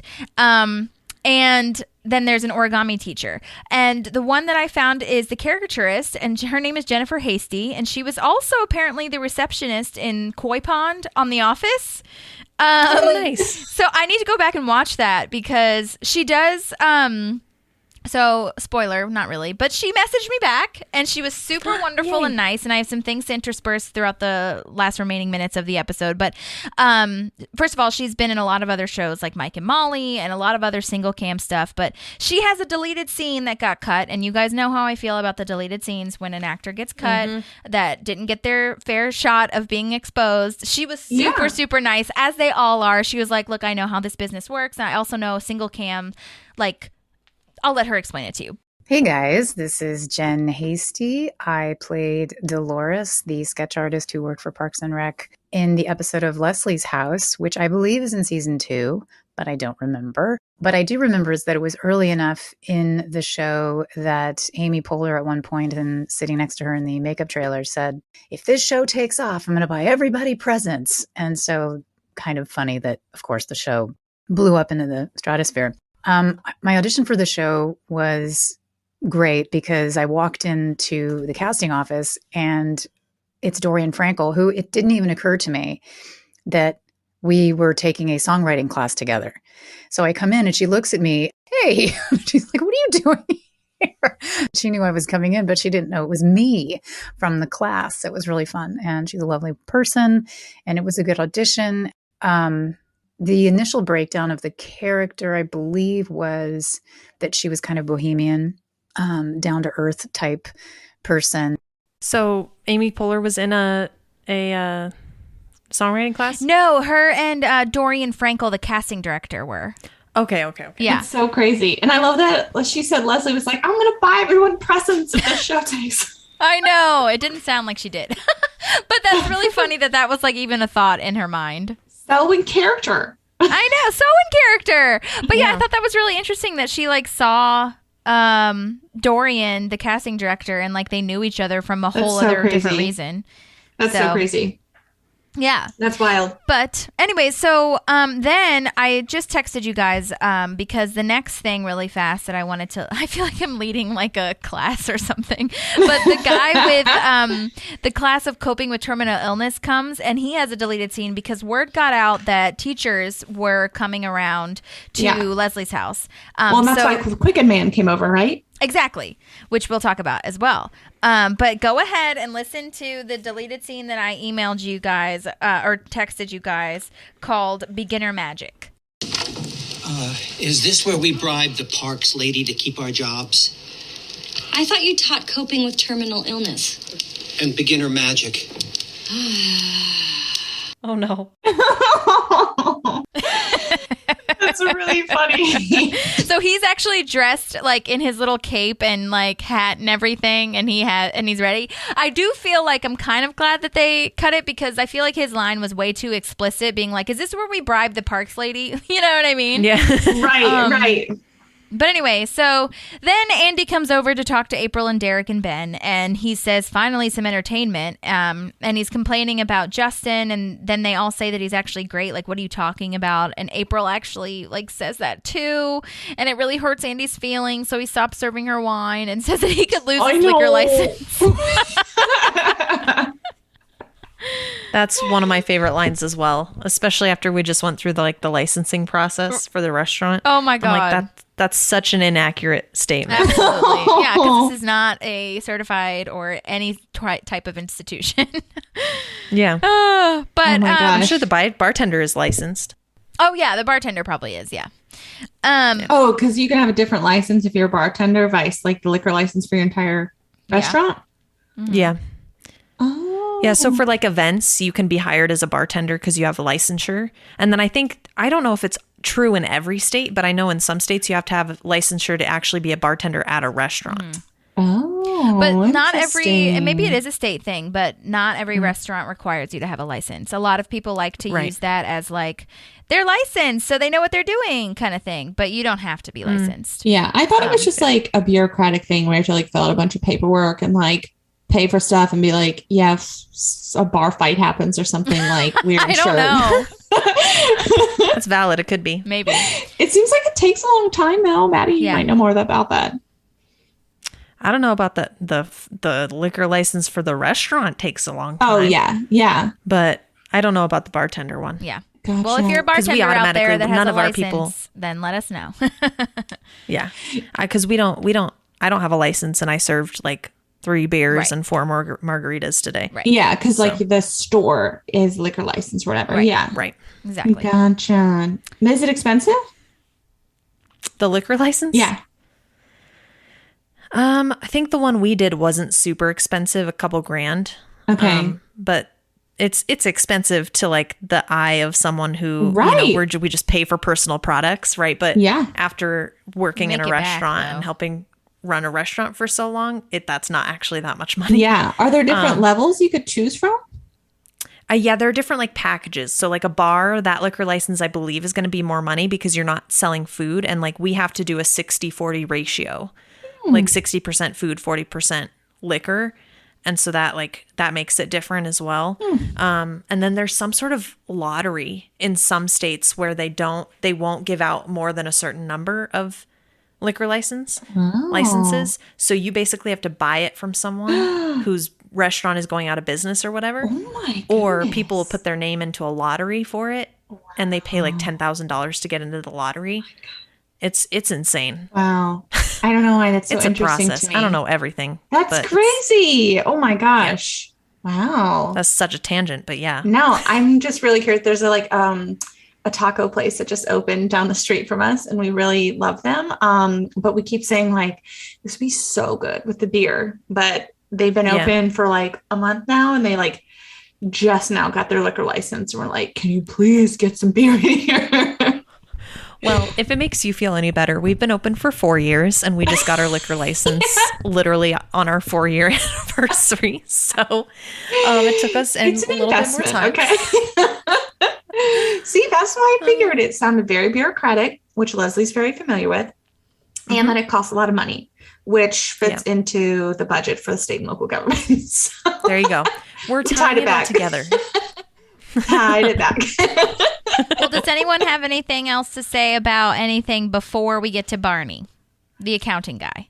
My gosh. No. Well, I do. Yes. I meant to say yes, I do. Okay. But it's just one thing. Okay. Because I was going to say the only time I've gotten a caricature is with Holly at, was it King's Dominion? At King's Dominion! I totally remember that! We still have it! Oh my god, yes, King's Dominion is this amusement park in Virginia. Yeah, you can get them at amusement parks and carnivals and stuff, but it was great. Yes. I loved it. I remember we waited for a girl because we didn't, not that we knew anybody, but we saw this other guy drawing a picture and we were like, he's not very good. I want the other girl. It's a real skill. I got to say that. And that was where I first learned that one side of my lip is higher than the other, because obviously with caricatures they like really over exaggerate it.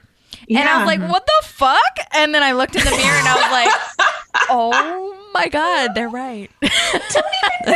That's so crazy. You can totally notice it if you're looking for it. You know what I mean? Like once you see that, you're like, I just know you have like your like little dimple here. My little mole thing. Yeah. Got some moles. So sweet. Have you ever gotten a caricature, Madi? I don't think so. Oh my gosh. It was so. One day I should. Yeah, It I know. also You really should. You and Ivan should get one.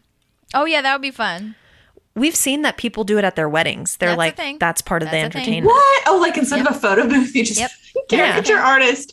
Yeah. Well, you never know. cool, right? You could hire one from your local parks. Yep.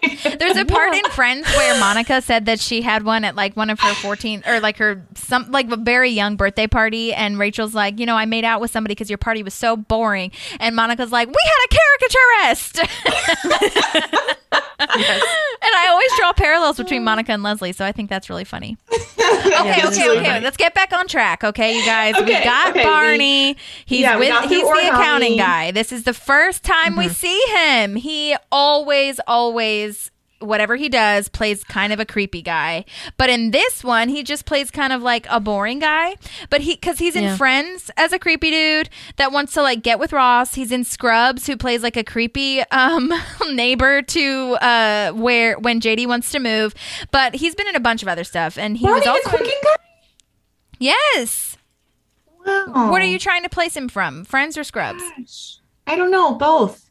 Yeah, I don't know. he's in a bunch of TV shows. He is such a character actor. His name is John Balma, by the way. Oh my gosh. But he was also just in Grace and Frankie with which Alex Hardcastle also worked on. So I don't think they worked on the same episode. But yeah, but anyway, no, I definitely fall for like character actors. Like if they change like something about like their hair or their eyes or their clothes, I'm just like, I don't know who you are. But you, Holly and Maddie, you probably are too. You sound like you are, but you guys and Brett are like so good at it. Brett will be like, oh yeah, that's so and so. Yeah. And then I'll be like, man, I know that guy from somewhere. What is he in? That's why I feel like IMDb is my most favorite app. Oh my gosh. No. Brett is just like, he just has it in his head. And he's like, just wait, just stare at him a little bit longer. Yeah. So wow, that's amazing that he's in those things, but I probably didn't recognize him. Well, so. he was a San Francisco theater. What? Go ahead. I like the consistency, right? They'd bring him here to be this accountant guy. Yeah. And then seasons later, they're like, oh, we're going to make him Ben's boss. And it keeps with that small town situation, right? Because it would have been easy to just hire another guy to be his boss. So true. Oh my gosh. Well, and it's so, I mean, this is like the start of so many like recurring characters, I feel. Like you're really building this town even more, So it's really I love lovely. his character. I do too. He's so cute, but all his puns. So many puns. So cute. But so he was a San Francisco theater actor, right? But he that's like kind of where he started. But one of his like claim to fames that everyone loves him for / it sounds like he really loves it too because it's his IMDb picture, was that he was in an episode of Star Trek Enterprise.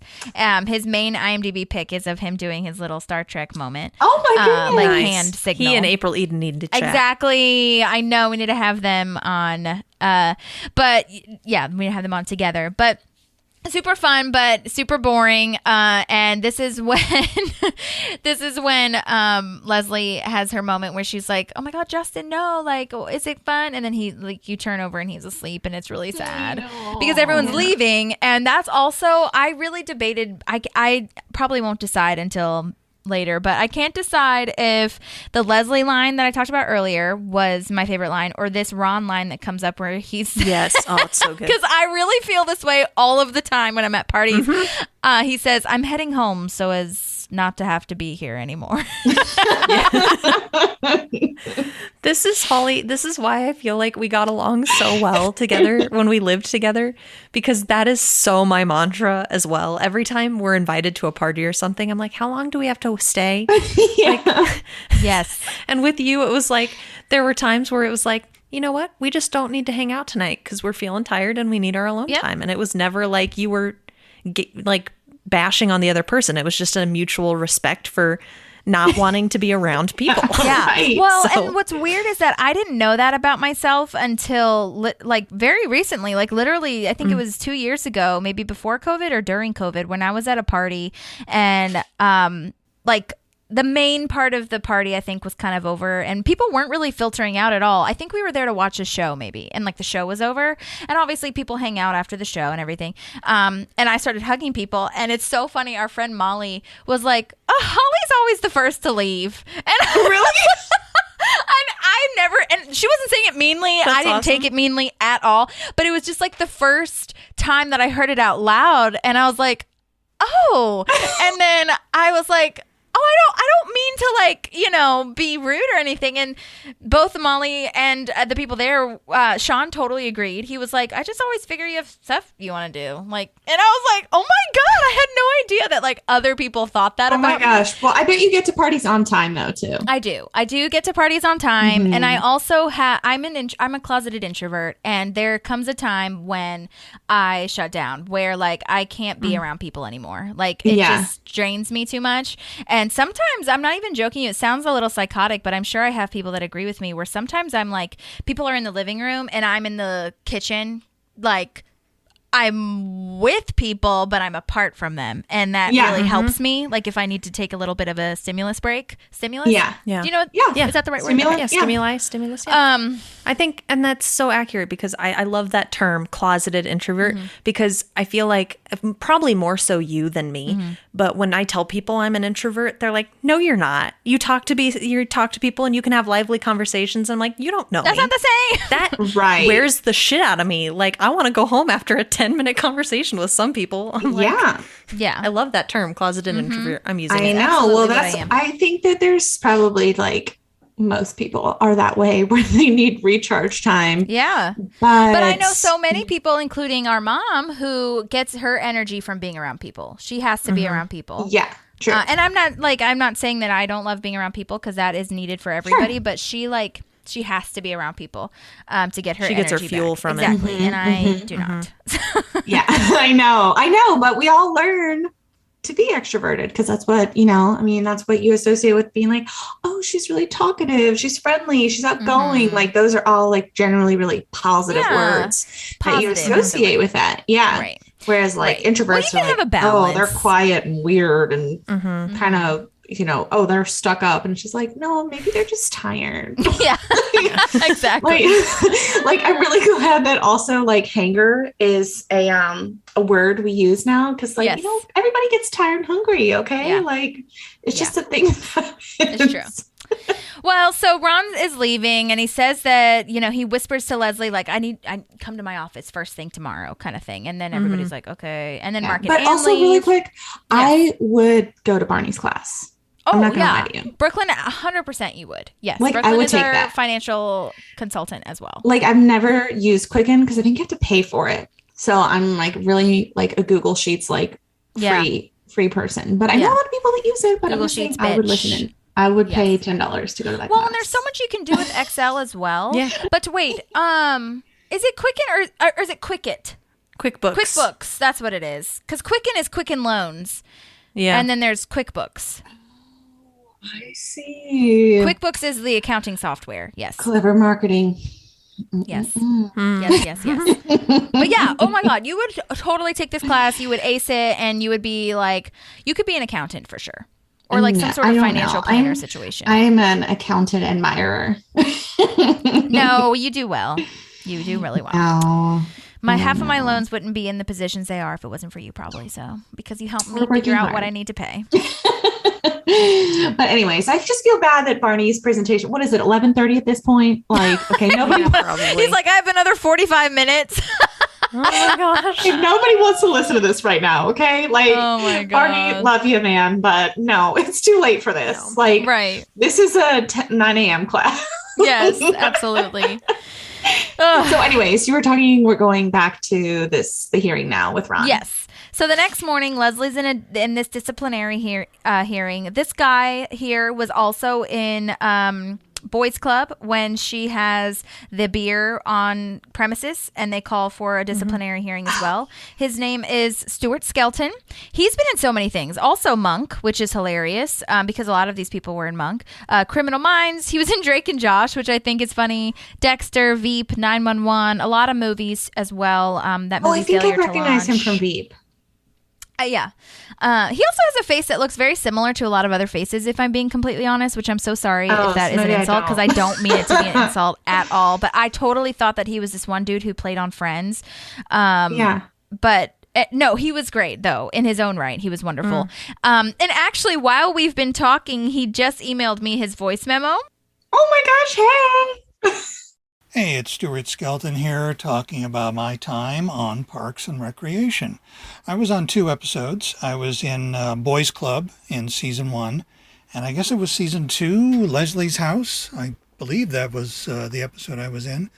I don't remember the audition for the first one. I just don't remember it. And of course, for the second one, they just brought me back to the same character, so that worked out. I remember that going into that first episode, I wanted to play it very seriously, very like he really took his job seriously and played it very straight, because I knew that Amy would be, as Leslie, be doing the very same thing. She would be playing it very seriously. She took it the character took it seriously, and so did Amy. So that's how I played that, and I went into the second episode the same way. In that first episode in Boys Club, we shot it on location, and there wasn't a whole lot of improv going on.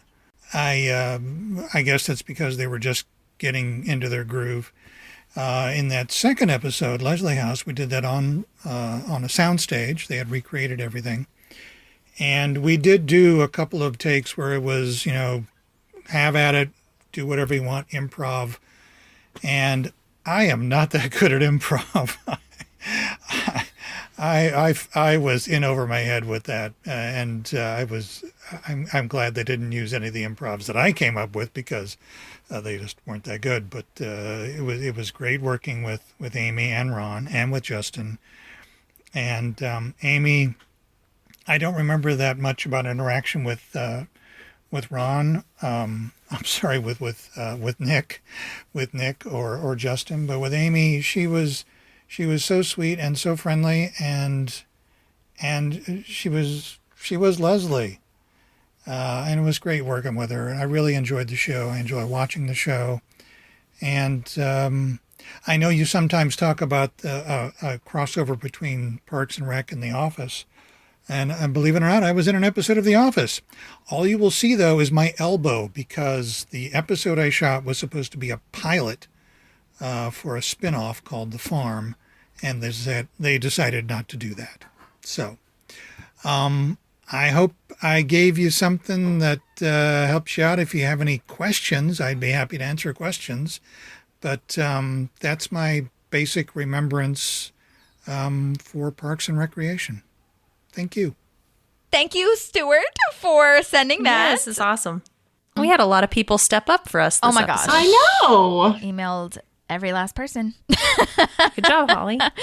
But anyway, so Stewart Skelton, thank you so much for being in there. And then this lady that's with him, that's next to him writing on the legal pad, she's not listed from what I saw. So I don't know who that lady is. If she's listening or if someone knows her, please tell me, because I'd be happy to talk to her. But Tom's in there, and he's super pissed because she invited Wendy, and Leslie apologizes. And then she has this runner of compliments / kind of sort of insults that she says. I put a beautiful man in front of an adorable man-child. I put a big white stallion in front of a little brown pony. Uncalled for. Yeah. Oh, man. Oh, my God. But then Ron comes in, and he wants to be a hostile witness, asking questions. I love Ron, too. But he didn't do that in the first one, which is why I was kind of confused by it. Did he? I don't think he did. I don't think so. But, well, anyway, then Dolores, actually, the caricaturist, this is where her deleted scene would have gone. So, if you will turn your attention to your texts that are labeled Dolores, this is where she's being questioned, and she says that Leslie told her to make caricatures of every guest, and you'll kind of hear what happened. So, I was asked to show up at her house immediately, and when I got there, I was told to do caricatures of all her guests. All right. Could you do one of Ms. Nope? Yes, she gave me very specific instructions. I'm going to keep this one for evidence. Dolores, there was a guest at the party named Justin. Could you please show us the drawing you did of him? Just what are you getting at, Ms. Nope? I don't know. No further questions. it's so good, and I want to know who did those drawings. I should have asked her that. Like, how did she do that? It's Justin sleeping. Look at these. That's great. I know, he's like jumping over sheep, or he has sheep in his head. That's beautiful. I know. And then her picture. Look at Leslie's cheekbones. Oh my gosh. That's what I'm saying. She got the contour. Right. Yeah. Oh my gosh. Okay, those listening, if you're still listening at this point, I will post these like on our main feed, not just a story. Yeah.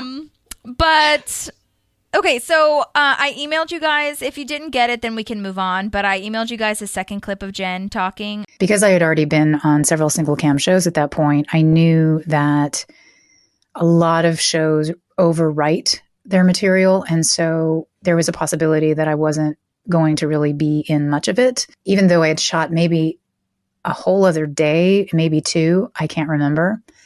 It was cut out, but it was really fun to do this court scene that didn't make it into the show with Amy. And we did fun runs, which is just improvising it. And it was great to talk about child rearing because we have children very close in age. And so we were comparing notes on that. And everybody was just lovely. And Nick Offerman famously is just so kind. And when I was in the makeup trailer, that's usually when you do meet who you're going to be on set with that day.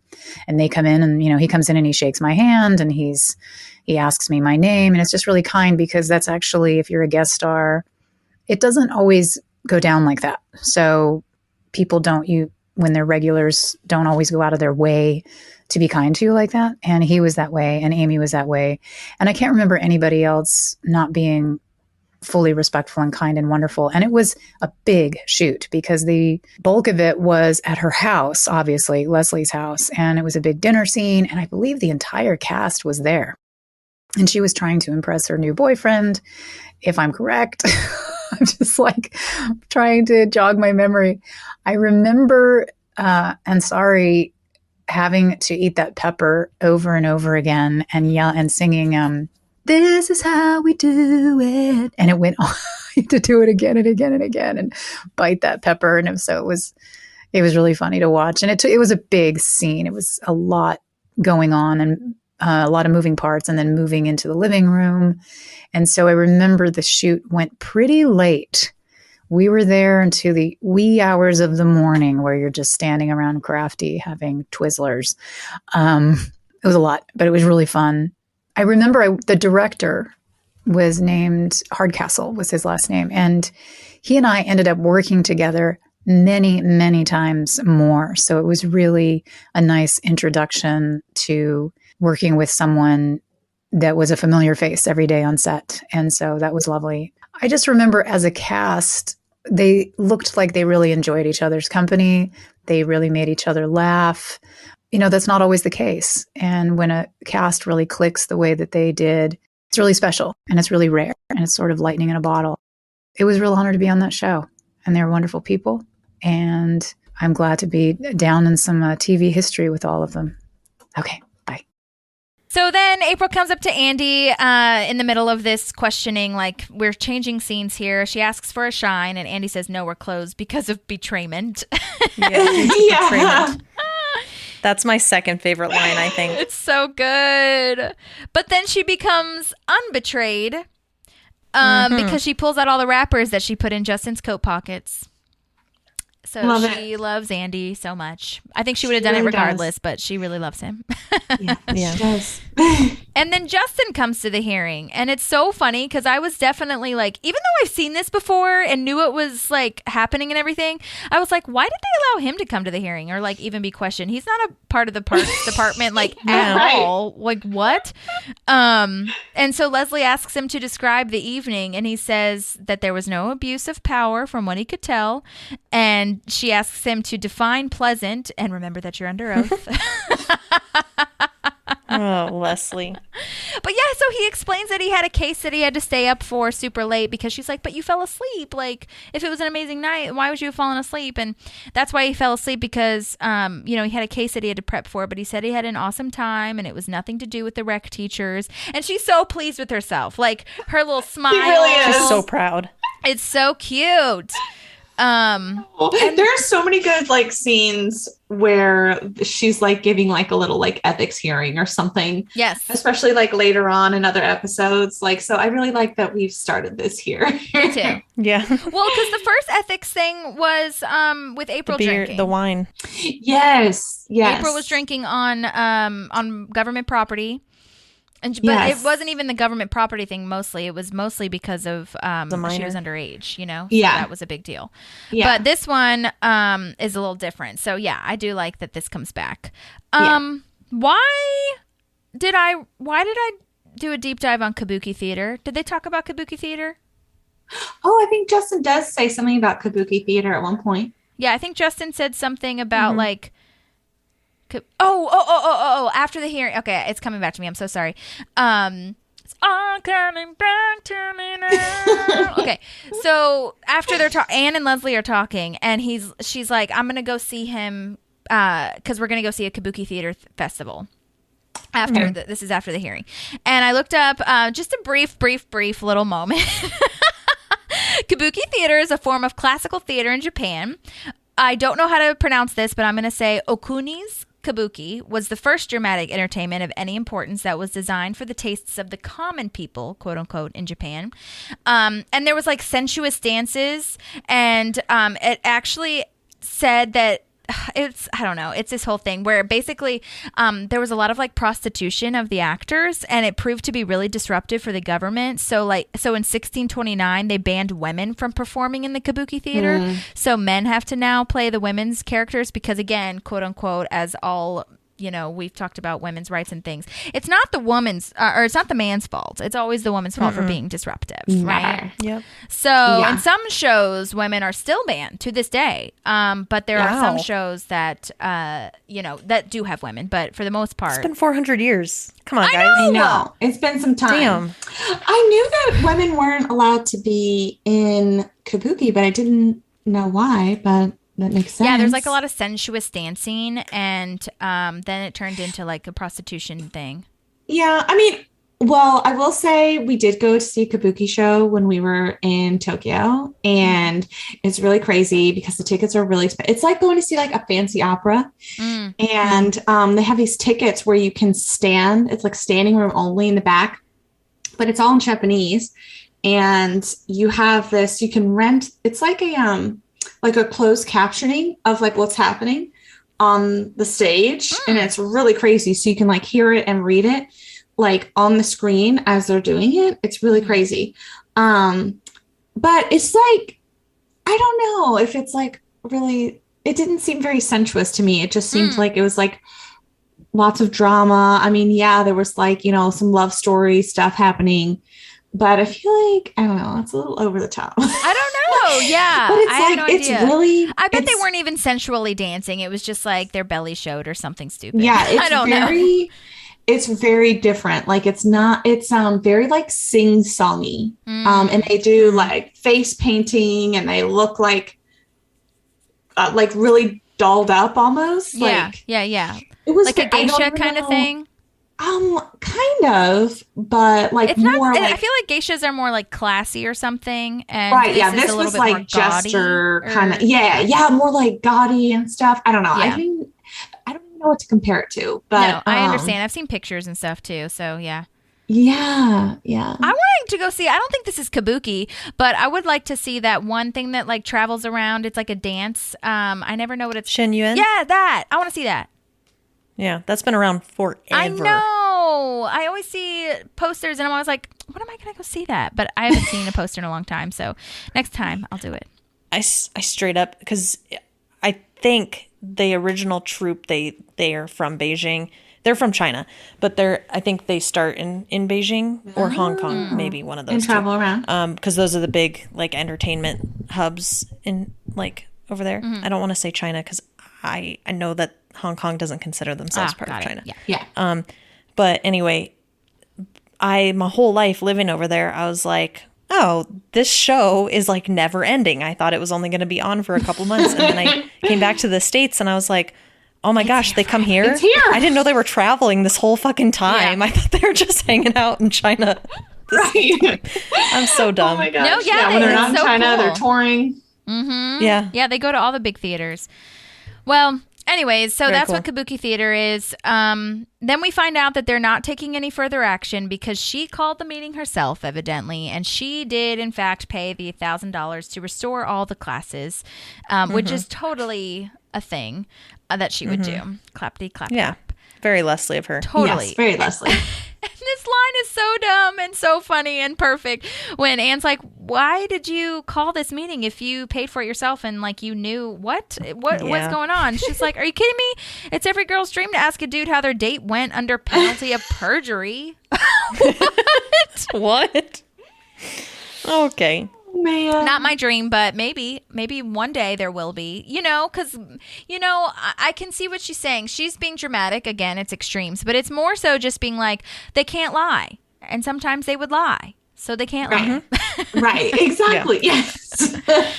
Also, is this space where they're talking kind of weird? Like, I know we've seen it before and we'll see it again, but it's like this little break room area that's like in the middle of the hallway. Yeah. I feel like it's weird. That's There's like a true. microwave and a little kitchenette. And this is where when Tammy 2 comes, and they find out that Leslie wants to run for city council, Ron like pulls her chair back and swirls her around. And I'm always just like, this is in the middle of a hallway and there's a door out to the courtyard. It's very strange, but maybe I just haven't been in enough city halls. Yeah, I noticed that too, actually. Yeah, that's like a different room that we don't see very often. Yeah. Well, anyways, there's an official document that says her dinner party kicked ass. And yes, now I'm at the tag. If anyone has anything to say before that, I like that Justin is kind of stepping up and giving a little bit positivity in Tom's life, especially after I think he was well aware of not necessarily the humiliation, but like the discomfort Tom had at the dinner party. Yeah, and he's being a stand-up dude and. Yeah, kind of coming to Tom's rescue without doing it in front of everybody. Absolutely. Yeah, and it seems very random and very well planned. If it was planned, because Leslie is not there to be like, yeah, I did tell him kind of thing. Because Justin comes back, just a friendly reminder in the tag, and says to Tom like, "Hey, you need to ask Wendy out. Like, tell her how you feel." And Tom's like, "Did Leslie tell you?" And he's like, "No, didn't have to. She didn't have to. Like, you just need to do it." And I love his line. It's so cute. "I'm not gay, but you're the most incredible man I've ever met." Doesn't sound gay at all. It's not gay at all. It's so cute. I love it. Gosh. Well, do you feel like he's giving Tom false hope for Wendy? I don't think so. I mean, I don't know if it was even about that. I think it was more of just like, hey, do what your heart tells you to do. Yeah. Okay. Take the leap.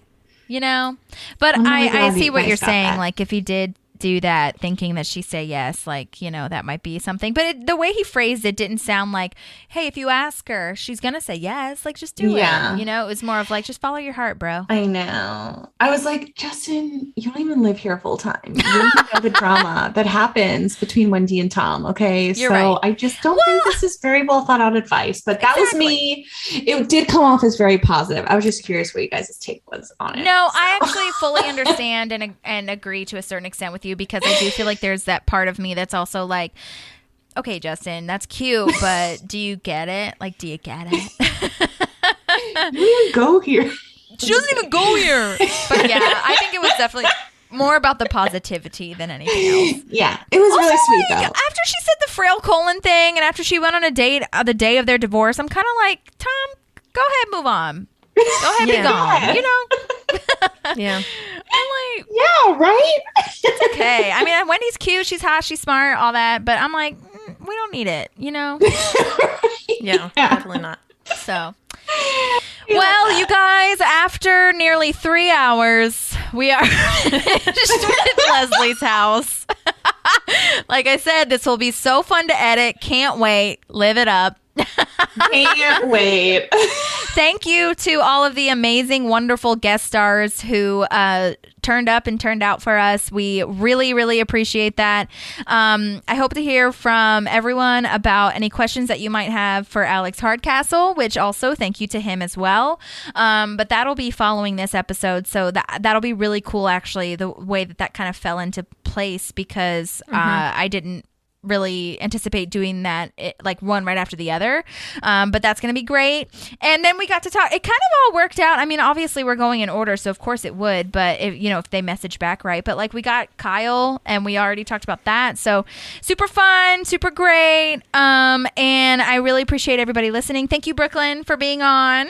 Yes, we love it Thank when you you're for here. inviting me. Oh, cute baby. Maddie's holding her baby dog, baby pup. He's hungry. Yeah. He keeps coming up to me and like, Mom, feed me. Baby was doing that too. Oh, he literally looks like he's having a little moment on the mic. He does. Look, he's got a little Halloween tie. No, so cute. So You're precious. so cute, huh, Cubby? Okay. Well, you guys, thank you so much for listening. If you've listened so far, very much appreciated. I am bowing my hands to you. If you haven't rated or reviewed it yet, please do that. We love seeing the rates and reviews, and we love hearing the feedback.